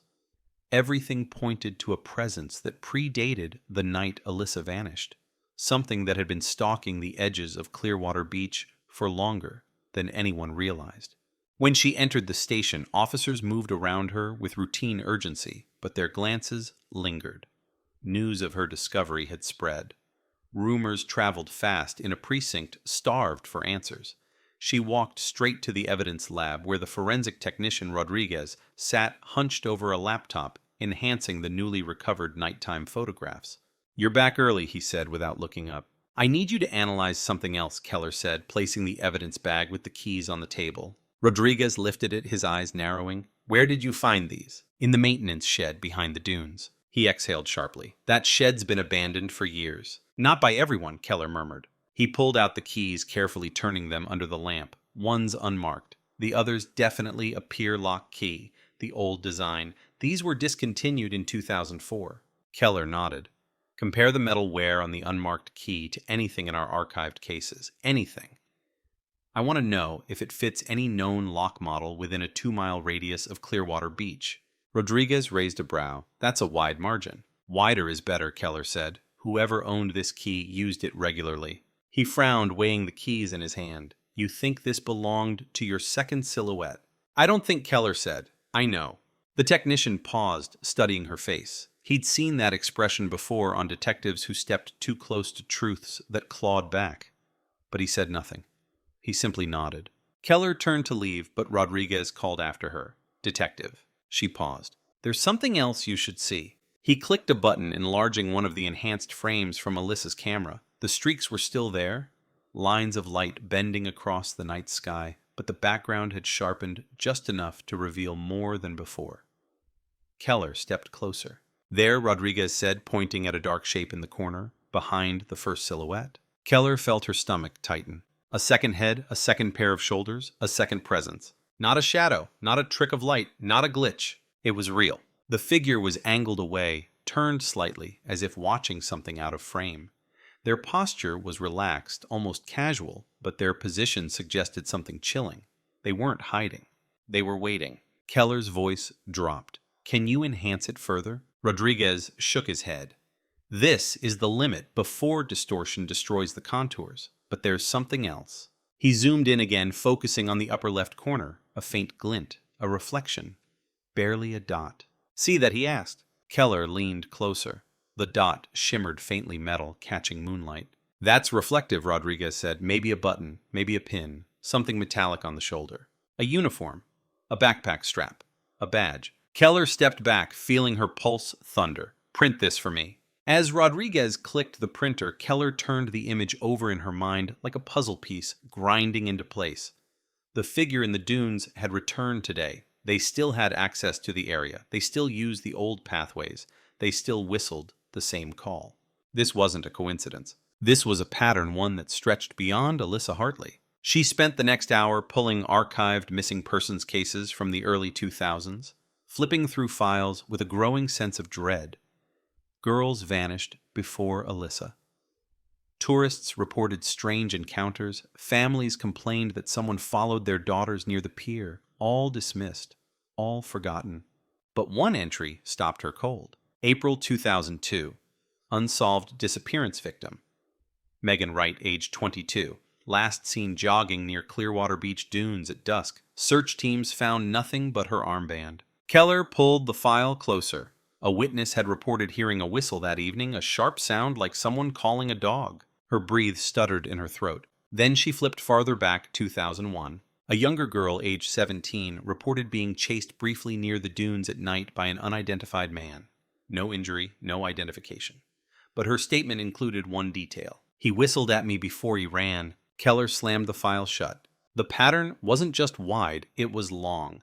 A presence had moved along Clearwater Beach for years, watching tracking signaling. Someone careful, someone patient, someone who never struck openly until the night Alyssa fell. Her phone buzzed. It was the chief. Keller, interview room 3, now. Her pulse spiked not with fear, but anticipation. What happened? The chief hesitated. Jason Reddick. He's asking for you. Says it's urgent. Keller hurried down the hallway, pushing through the door into the dimly lit holding area. Jason sat hunched at the table cuffs, still on, but something in him had changed. The fear that once made him tremble had hardened into something tighter, sharper. Keller, he whispered as soon as she entered, please close the door. She did. Jason leaned forward, eyes burning. He knows I talked. Keller's blood chilled. What are you saying? Jason's jaw clenched, breath trembling. When I was being transferred, when they walked me through the back lot, I heard it. Heard what? Jason's voice cracked. The whistle. The same one. From far away. He's here, detective. Keller's spine stiffened. Jason looked at her with a realization so raw it cut through the room like a blade. He followed me the night Alyssa fell. He watched me. I didn't think he mattered. I didn't think he... His breath cracked. He was the one she was really scared of. Keller felt the world tilt. And now Jason whispered, he's coming for me. The lights flickered overhead. And in that thin slice of flicker, Keller thought she heard it too. A whistle. Faint. Outside the walls, cutting through concrete like the sound had been waiting for its moment to breathe.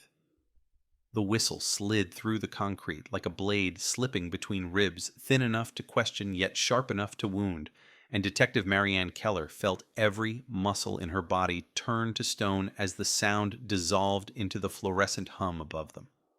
Jason Reddick's eyes were fixed on the door-wide, trembling pupils blown open with the kind of terror that didn't come from guilt or regret, but from recognition.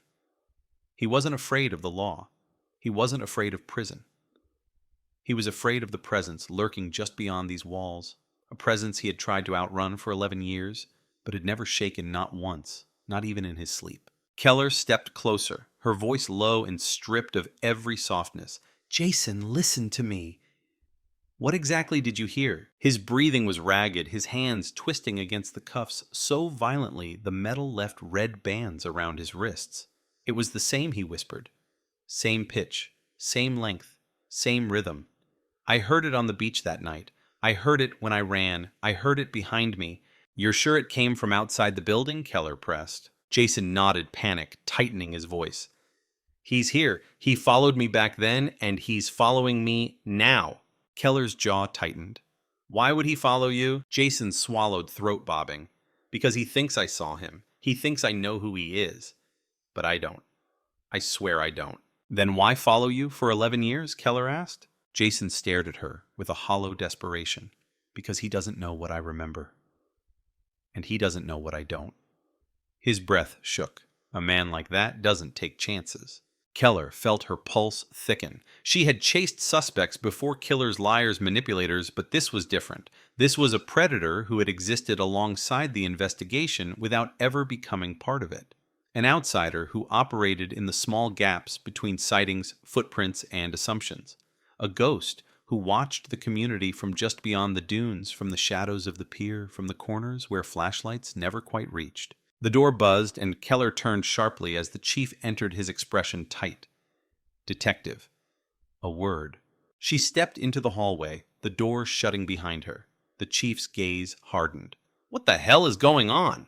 Reddick's talking about some phantom following him, and now you're telling the lab to run cross-year comparisons on lost beach keys. Keller kept her voice controlled, but firm. Sir, someone else was at the dunes the night Alyssa vanished.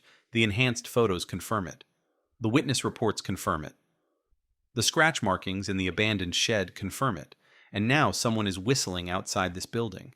She leaned in slightly. That's not coincidence. That's surveillance. The chief stared at her jaw clenching. You think this is an accomplice? No, Keller said quietly. I think this is the primary predator. He exhaled slowly, the weight of her words settling like a storm cloud in the narrow hallway. We don't even have a face. We have patterns, Keller said. We have tracks, we have a whistle, and we have someone bold enough to come near the precinct. Her eyes darkened. That tells me he wants us to know he's here. The chief rubbed his temples. I'll increase perimeter patrol, but until we've got more than shadows and dust, Reddick remains our only tangible suspect. Keller didn't argue. She just let the silence stretch until the chief walked away. Then she slipped back into the interrogation room. Jason flinched when she entered. Is he gone? Keller sat across from him, voice steady. I need you to tell me everything you didn't tell me before. Jason's face twisted, torn between fear and the desperate desire to exhale truth. There was something he murmured. On the night it happened. I told myself it didn't matter, but now... What was it? Keller asked, leaning forward. Jason looked at the table as if the memory lived there. After Alyssa fell, when I panicked, I remember hearing footsteps, soft ones, coming closer. I thought it was the waves at first. I told myself it was. But it wasn't. Keller's breath hitched. How close? Jason lifted his eyes hollow and haunted, close enough that I felt someone watching me. Why didn't you mention this earlier? He laughed weakly, a sound soaked in brokenness. Because who would believe a guy like me? I could barely convince myself it happened. And when no one found any prints, when no one asked me about anyone else on the beach, I thought it was just me losing it. But you weren't, Keller whispered. Jason rubbed his wrists against the restraints. I left her there, thinking she was dead. I thought I caused everything. His voice cracked. But what if I didn't? What if he came back after me? Keller didn't answer. Not yet. The possibility was of venom sinking into her veins. She stood abruptly. Stay here. Don't talk to anyone. Jason nodded, shaking harder now. He's not going to let me live. You're safe inside, Keller said. But the words felt thin, too thin, like tissue paper wrapped around a bullet. She stepped into the hallway. Officers moved about with their usual monotony, unaware of the quiet shift in the air. Keller headed straight toward the security office. 2 monitors flickered with grainy footage from cameras circling the perimeter of the building. Officer Tate sat at the desk, chewing gum with bored indifference. I need footage from the last hour, Keller said, leaning over him. Tate shrugged. Knock yourself out. Keller fast-forwarded eyes, scanning every frame. Cars pulling into the lot, officers walking in and out, a stray dog wandering near the trash bins. Nothing unusual. Then her breath caught. A figure.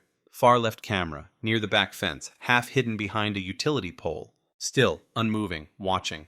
The quality was terrible. The pixelation heavy, but the posture, the tilt of the head was identical to the silhouette on the dunes. Rewind, Keller ordered. Tate narrowed his eyes. Who's that maintenance worker? No, Keller murmured. Someone who isn't supposed to be here. The figure stood just outside the camera's infrared range, barely a presence more shadow than human. But when Keller zoomed in, she froze. Metal reflected on the shoulder, the same glint Rodriguez enhanced in the photo. Her skin crawled. Get me an officer to sweep the back lot, she said. Tate picked up his radio. Unit 7, check the rear fence area. Static, then copy that. Keller watched the monitor. Unit 7 approached. Flashlight beam cutting across asphalt, step by step, beam swinging across the fence. The figure was gone. Only footprints left behind. The officer radioed in. Detective, we've got tracks, fresh ones. They lead toward the drainage trench. Keller's pulse hammered. She rushed outside, boots slamming the pavement. The sun dipped lower shadows, stretching long and jagged across the lot. The trench area loomed dark, concealed behind a row of overgrown brush and rusted fencing. Here, the officer said, pointing at the ground. Footprints, the same size as the ones on the dunes, the same depth, the same pattern. Keller knelt. The prints angled sharply toward the trench, then abruptly ended. As if the person had been lifted, or had jumped, or had climbed somewhere out of sight. She scanned the area, adrenaline licking her nerves. A tall metal drainage grate sat beside the trench, bolted shut. But the bolts? Her breath stopped. 2 were loosened. 1 was missing entirely. Someone had been opening this, using it, escaping through it. The officer swallowed. Where the hell does that lead? Keller stood voice low but unshaking, into the old storm channels, the ones that run under the dunes. He blinked.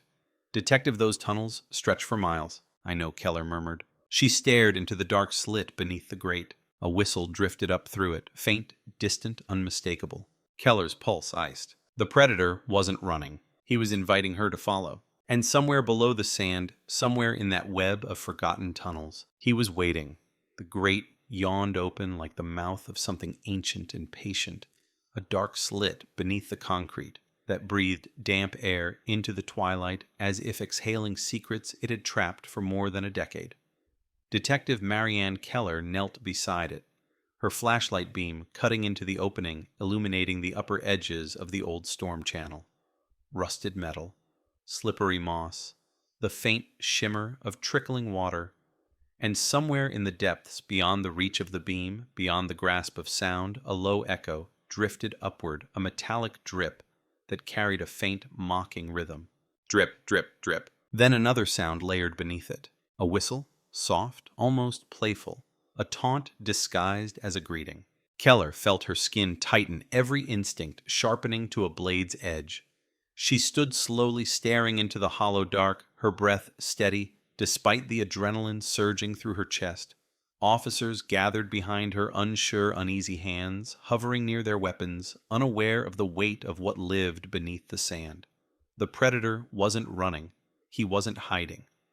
He was guiding her, pulling her into the place where he lived, where he watched, where he hunted. The officer beside her swallowed hard. Should we call SWAT? Keller didn't answer. Her gaze drifted across the lot, the overgrown brush, the shifting light. She shook her head, slowly. If we go in loud, he'll vanish again. He's in a tunnel system, Detective. He could be anywhere by now. She crouched beside the grate again, studying the loosened bolts, the smudges of dirt pressed by fingers that knew exactly where to grip, exactly how much pressure to apply. No, she murmured. He's close. He wants us here. The officer looked at her as if she were speaking to ghosts. You're telling me the suspect wants to be chased? He wants to observe, Keller said. He's been doing it for years. A shiver rode the back of her spine. She motioned to two officers. Seal this area. No one goes near the grate unless I say so. The officers dispersed. Keller turned back toward the precinct doors, her pulse thundering in her ears. She needed answers. Threads, fragments, anything that could illuminate the shadow slipping beneath the city's skin. And she needed them fast before the predator tightened the circle. Inside, the fluorescent lights seemed harsher, the corridors narrower, the air thinner. She pushed into the records room, flipping through the files she had pulled hours earlier, old missing persons, old complaints, forgotten reports. Each sheet carried the same echo fear that had been dismissed, warnings that had been ignored. Her hand stopped on one file. Not from 2003, not from 2002, earlier. Late 1999, incident report, victim Emily Reardon, age 15. Claimed she was followed near Clearwater Dunes by a man who whistled repeatedly. She described him as tall, wearing dark clothing. No visual details. Case dismissed. No evidence. Likely prankster. Keller's breath caught. Another file. 2000 fisherman reports strange whistling near pier after midnight. Claims shadowy figure watched him from dunes. Officer checked. No one found. Case closed. And another. 2001. Jogger says she was whistled at repeatedly by someone hiding behind Dune Ridge, unable to identify. Patrol searched area, no one found, case marked as non-threatening encounter. Her fists tightened around the pages. This predator didn't start with Alyssa. He didn't follow Jason by chance. He didn't appear out of nowhere. He had been here, lurking, watching, practicing, and each time he slipped away right before anyone reached him. Jason didn't kill Alyssa. His accident may have started the tragedy, but it wasn't the end of her story. Someone else had stepped in, someone who had stalked this stretch of beach long before the night Jason panicked, someone who had waited for the perfect moment. And when Jason fled believing he'd killed her, the real killer arrived. Keller's breath trembled, not from fear, but from the sharp clarity settling into her bones. She bolted from the records room and headed straight for interrogation. Jason sat rigid, staring at the wall, hands clenched. He looked up as Keller entered, his face pale and beaten. Is he still out there? Keller shut the door behind her. Jason listened carefully. He has been on the dunes for years, more than a decade.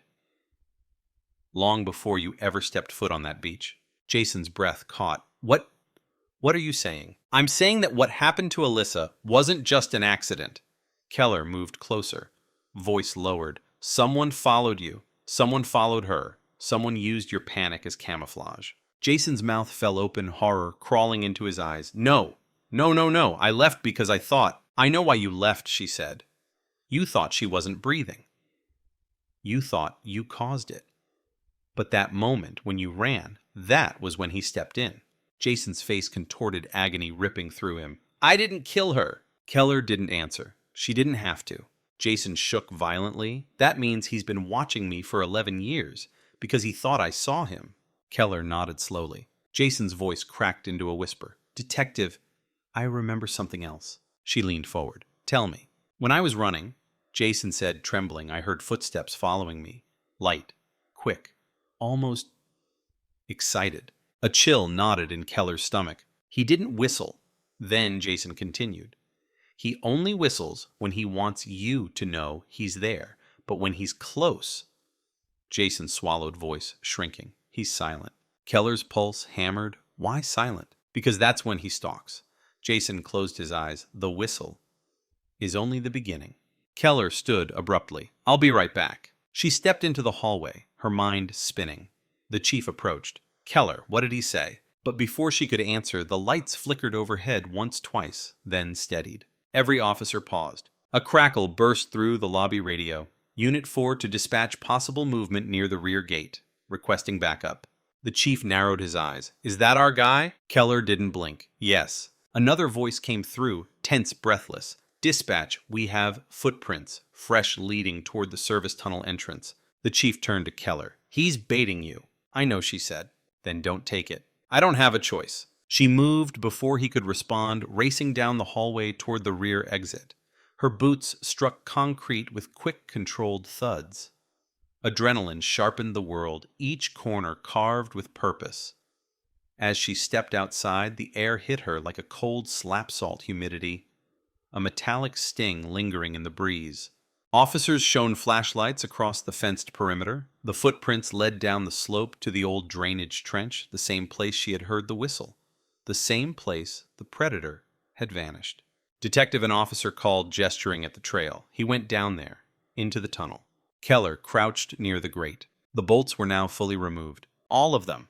The grate was pushed aside like a curtain in a doorway. And deep inside that tunnel, far beyond the reach of their lights, something moved. Soft, measured. Like someone walking backward, retreating on purpose. Footsteps landing just light enough to be heard, just heavy enough to be followed. Keller lifted her flashlight and spoke into the dark voice, steady but hard enough to cut the air. I know you're there. The movement stopped. Silence. Then a whistle. Not mocking, not playful. Slow, drawn out, almost welcoming. Keller's breath turned cold. This wasn't an invitation anymore. This was a summons. And somewhere in the tunnel, between the damp stone and the pulsing dark, the real killer waited for her to step inside. The tunnel breathed cold air into Detective Marianne Keller's face, a damp exhale that smelled of rust seawater and something older, something undisturbed for years, yet alive with footsteps that moved just beyond the circle of her flashlight. The grate behind her clattered in the wind as officers secured the perimeter, but the sound felt distant, muffled, irrelevant. The real noise lived inside the tunnel, soft scuffs against concrete, faint splashes along the shallow waterline, and the lingering echo of the whistle that had curled through the darkness like a hook slipping around her throat. She stepped forward. The beam of her flashlight cut a thin path ahead, walls coated with algae graffiti from bored teenagers, old city markings faded to ghosts. The water pooled around her boots, rippling outward with each footfall. Her breath drifted in front of her in thin clouds. It wasn't cold enough for that, but fear had always been able to mimic winter. Behind her, the officer shouted, "Detective, you sure about this?" "Yes," she said without looking back. "You want backup?" "No. But we can send..." She turned just enough that her voice carried with a weight that ended the conversation. "If you send backup, he'll vanish. He's been slipping away for 11 years. Every time we come close, he adapts. He hides in the inches between our steps. If he senses a team coming in, we lose him forever. A tense silence answered her. She faced the tunnel again. Drip, drip, drip. Her flashlight caught a line of footprints, fresh, sharp in the damp grit. Same size as the ones on the dunes. Same precision. Same unnerving composure. The footprints led forward, slow, measured, inviting. Her throat tightened as she followed them deeper. The tunnel widened gradually, the ceiling arching upward, amplifying the faint hum of electricity from long-dead light fixtures. Pipes rattled softly overhead. Rust flakes drifted down like ash. The deeper she went, the thicker the air grew, heavy with stagnant water and the memory of storms pushing through the channels. Keller slowed, her instincts flaring. A feeling pulsed through the dark ahead, something watchful, patient. She swept her flashlight across the walls. That's when she saw them. Scratches, hundreds everywhere. Etched into concrete instead of wood this time, long jagged arcs that crisscrossed the walls like a language made of desperation and obsession. Some scratches curled into spirals, some spiraled into shapes resembling dunes, waves, the pier, the shoreline. The same patterns she had seen inside the shed. She ran her fingers across the grooves. He has been down here for years. Half the city walked above this place, unaware that a predator trod beneath their feet, memorizing their movements, mapping the terrain, learning which shadows to stand in. A whistle floated up the corridor, softer now, as if the killer was testing her distance. She kept walking. The tunnel curved sharply to the right. The footprints deepened, then stopped. Keller crouched, studying the last imprint. It was pressed harder than the rest weight, shifting forward, a pivot point. He changed direction here. She rose, turning her flashlight toward a narrow alcove recessed into the wall. A service hatch, old rusted, slightly ajar. Not enough for an adult to squeeze through easily. But someone patient, someone who knew the tunnels, someone who practiced. She stepped closer. Her light slipped into the opening, illuminating a cramped space cluttered with debris bottles, scraps of cloth and old tarp. A stack of newspapers yellowed with age. She crouched lower, angling her light deeper. Then she froze. On the wall inside the recess, smeared in dirt oil, something darker was a drawing. A crude outline, stick-like, distorted, but unmistakably human. A girl, long hair, standing on a dune. Beside her, a second drawing, this one a hunched, smaller shape. And behind them both, towering over the dune, a third figure. Its head bent, its shoulders narrow, its body drawn with shaky lines, as if the artist couldn't depict the full horror of what he saw. Keller swallowed hard. This was not art, this was memory. A memory different from Jason's. A memory from the Watcher. He had seen Alyssa long before the night she died. She stood and backed out of the recess, heart pounding with a steady, violent rhythm. Her radio crackled. "Detective Keller, are you still inside? Your signal's weak?" She pressed the button. "I'm here." "You need backup." "No." Static buzzed then. "Detective, we found something in the lot. You should know." "What is it?" "A note." Keller stiffened. "Read it." A pause. Then, in the officer's uneasy voice, "Follow the tides, follow the fallen, follow the place she last breathed." Keller's blood iced. "The dunes," she whispered. "Static. Detective, repeat." She didn't. She began walking faster through the tunnel, scanning for branches. The tunnel bent left, then right, then narrowed sharply. She reached a fork, one path leading toward the old storm pumps, the other toward a grate, bathed faintly in moonlight, filtering through.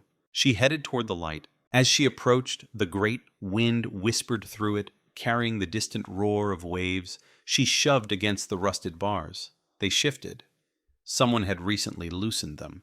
She forced her weight forward until the grate creaked open enough for her to slip through. Sand met her boots. She stepped out of darkness into the night right behind the dunes. The same dunes where Alyssa vanished. The same dunes where the figure watched her earlier. The ocean glowed silver under the moon waves, rolling in slow, steady breaths, as if the sea itself were trying to warn her. She scanned the ridge. Nothing.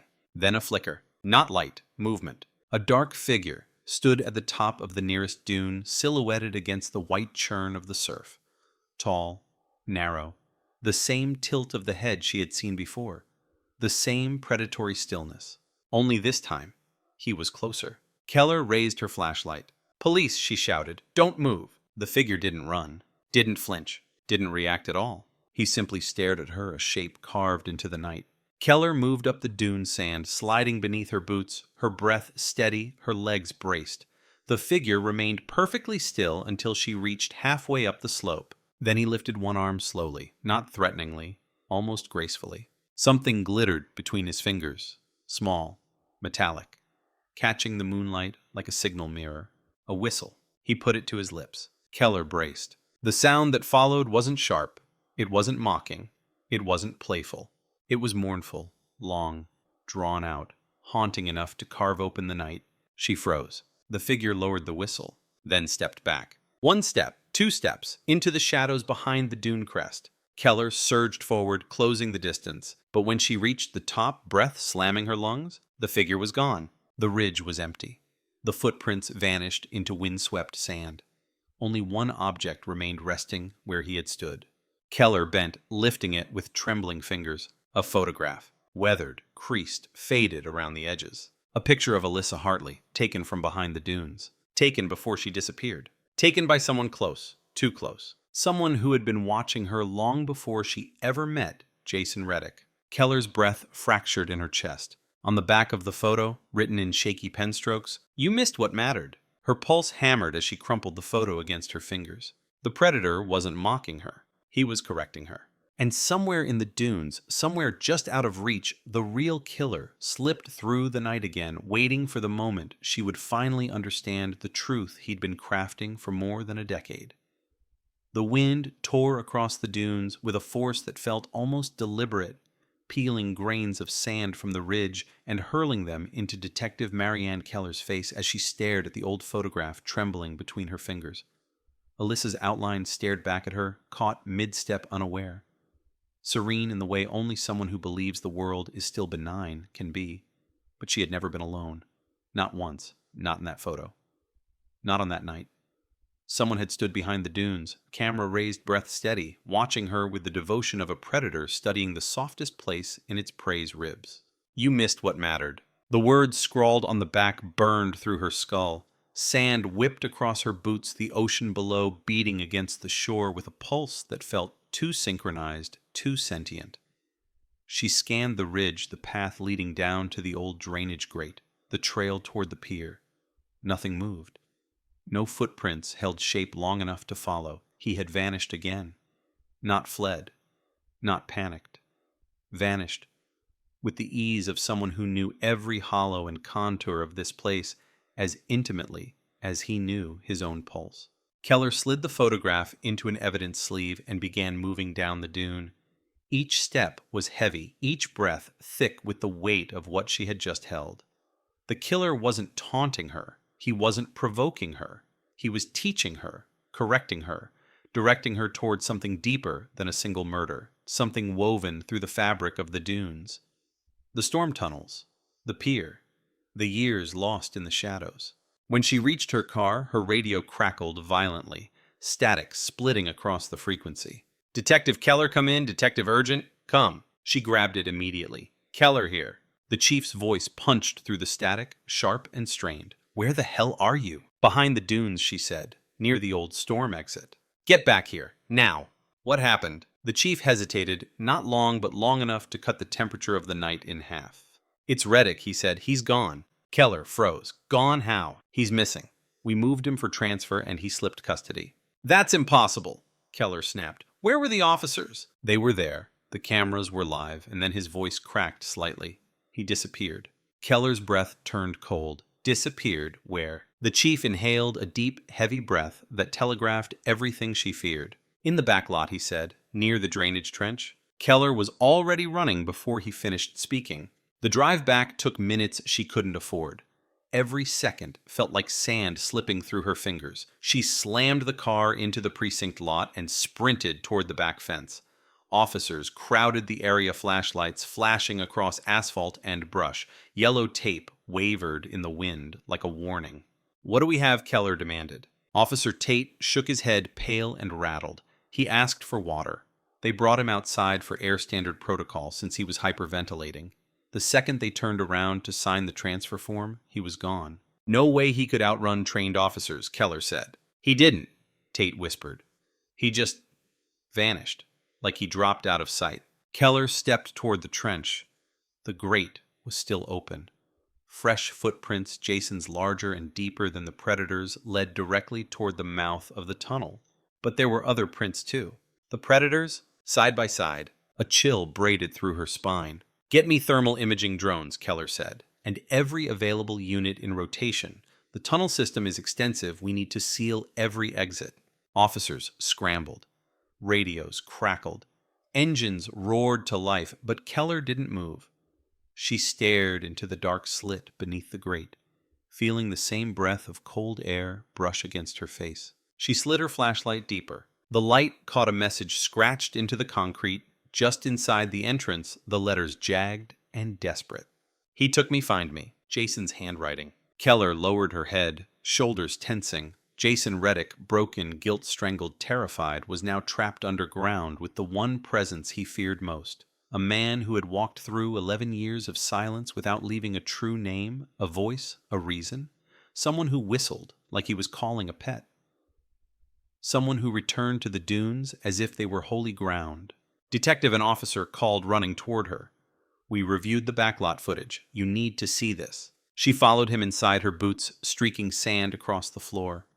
The security office was cramped with screens showing dim, flickering video footage. Tate rewound the tape.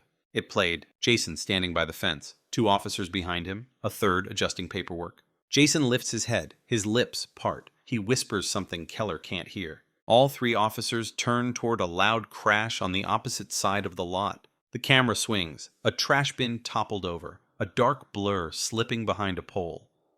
A whistle pierced the microphone so faint, Keller felt it more than heard it. The officers sprint to investigate. In that 3-second window, Jason disappears. Not runs, not struggles, not slips cuffs. He disappears downwards. A hand, pale, narrow, precise, reaches up from the trench opening and drags him down by the ankle. The footage cut to static for half a second. When it returned, the trench was empty. The whistle echoed faintly before silence reclaimed the frame. The room felt colder than the tunnel. Keller stared at the screen, jaw-locked, muscles rigid. He planned this. "He played us," the chief muttered behind her. "He staged a diversion." "No," Keller said quietly. "He wanted Jason, and he knew we'd never let him get close unless we were distracted." The crash, the whistle, it was all choreography.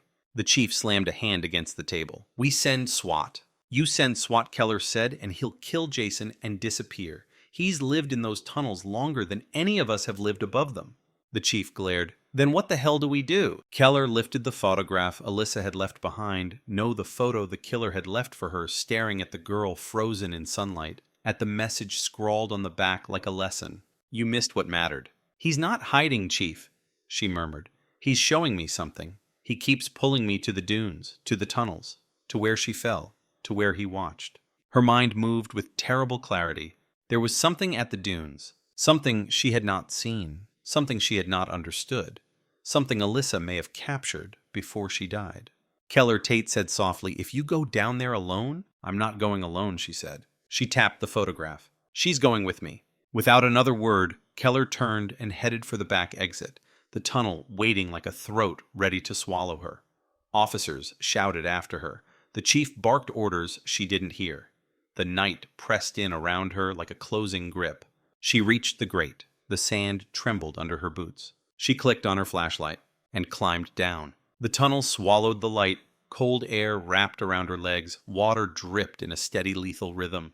In the distance, far but not far enough, she heard it. Jason screaming, raw, choked, echoing through stone. And beneath it, a whistle. Slow, measured, triumphant. Keller drew her weapon breath, steadying into the singular rhythm of a hunter stepping into the den of something older, something patient, something that had been waiting for her since the night Alyssa Hartley disappeared into the Florida dark. She moved toward the sound, deeper, deeper, until the ocean above felt like a memory and the tunnel walls like ribs closing around her. And in that suffocating dark, in that cold, unseen chamber where the predator lived, Detective Marianne Keller finally understood the truth. Some cold cases don't freeze. Some cold cases wait, coil, grow teeth. And tonight, beneath the sand and the tide and the weight of 11 years, the real story was finally crawling toward the surface, ready to breathe.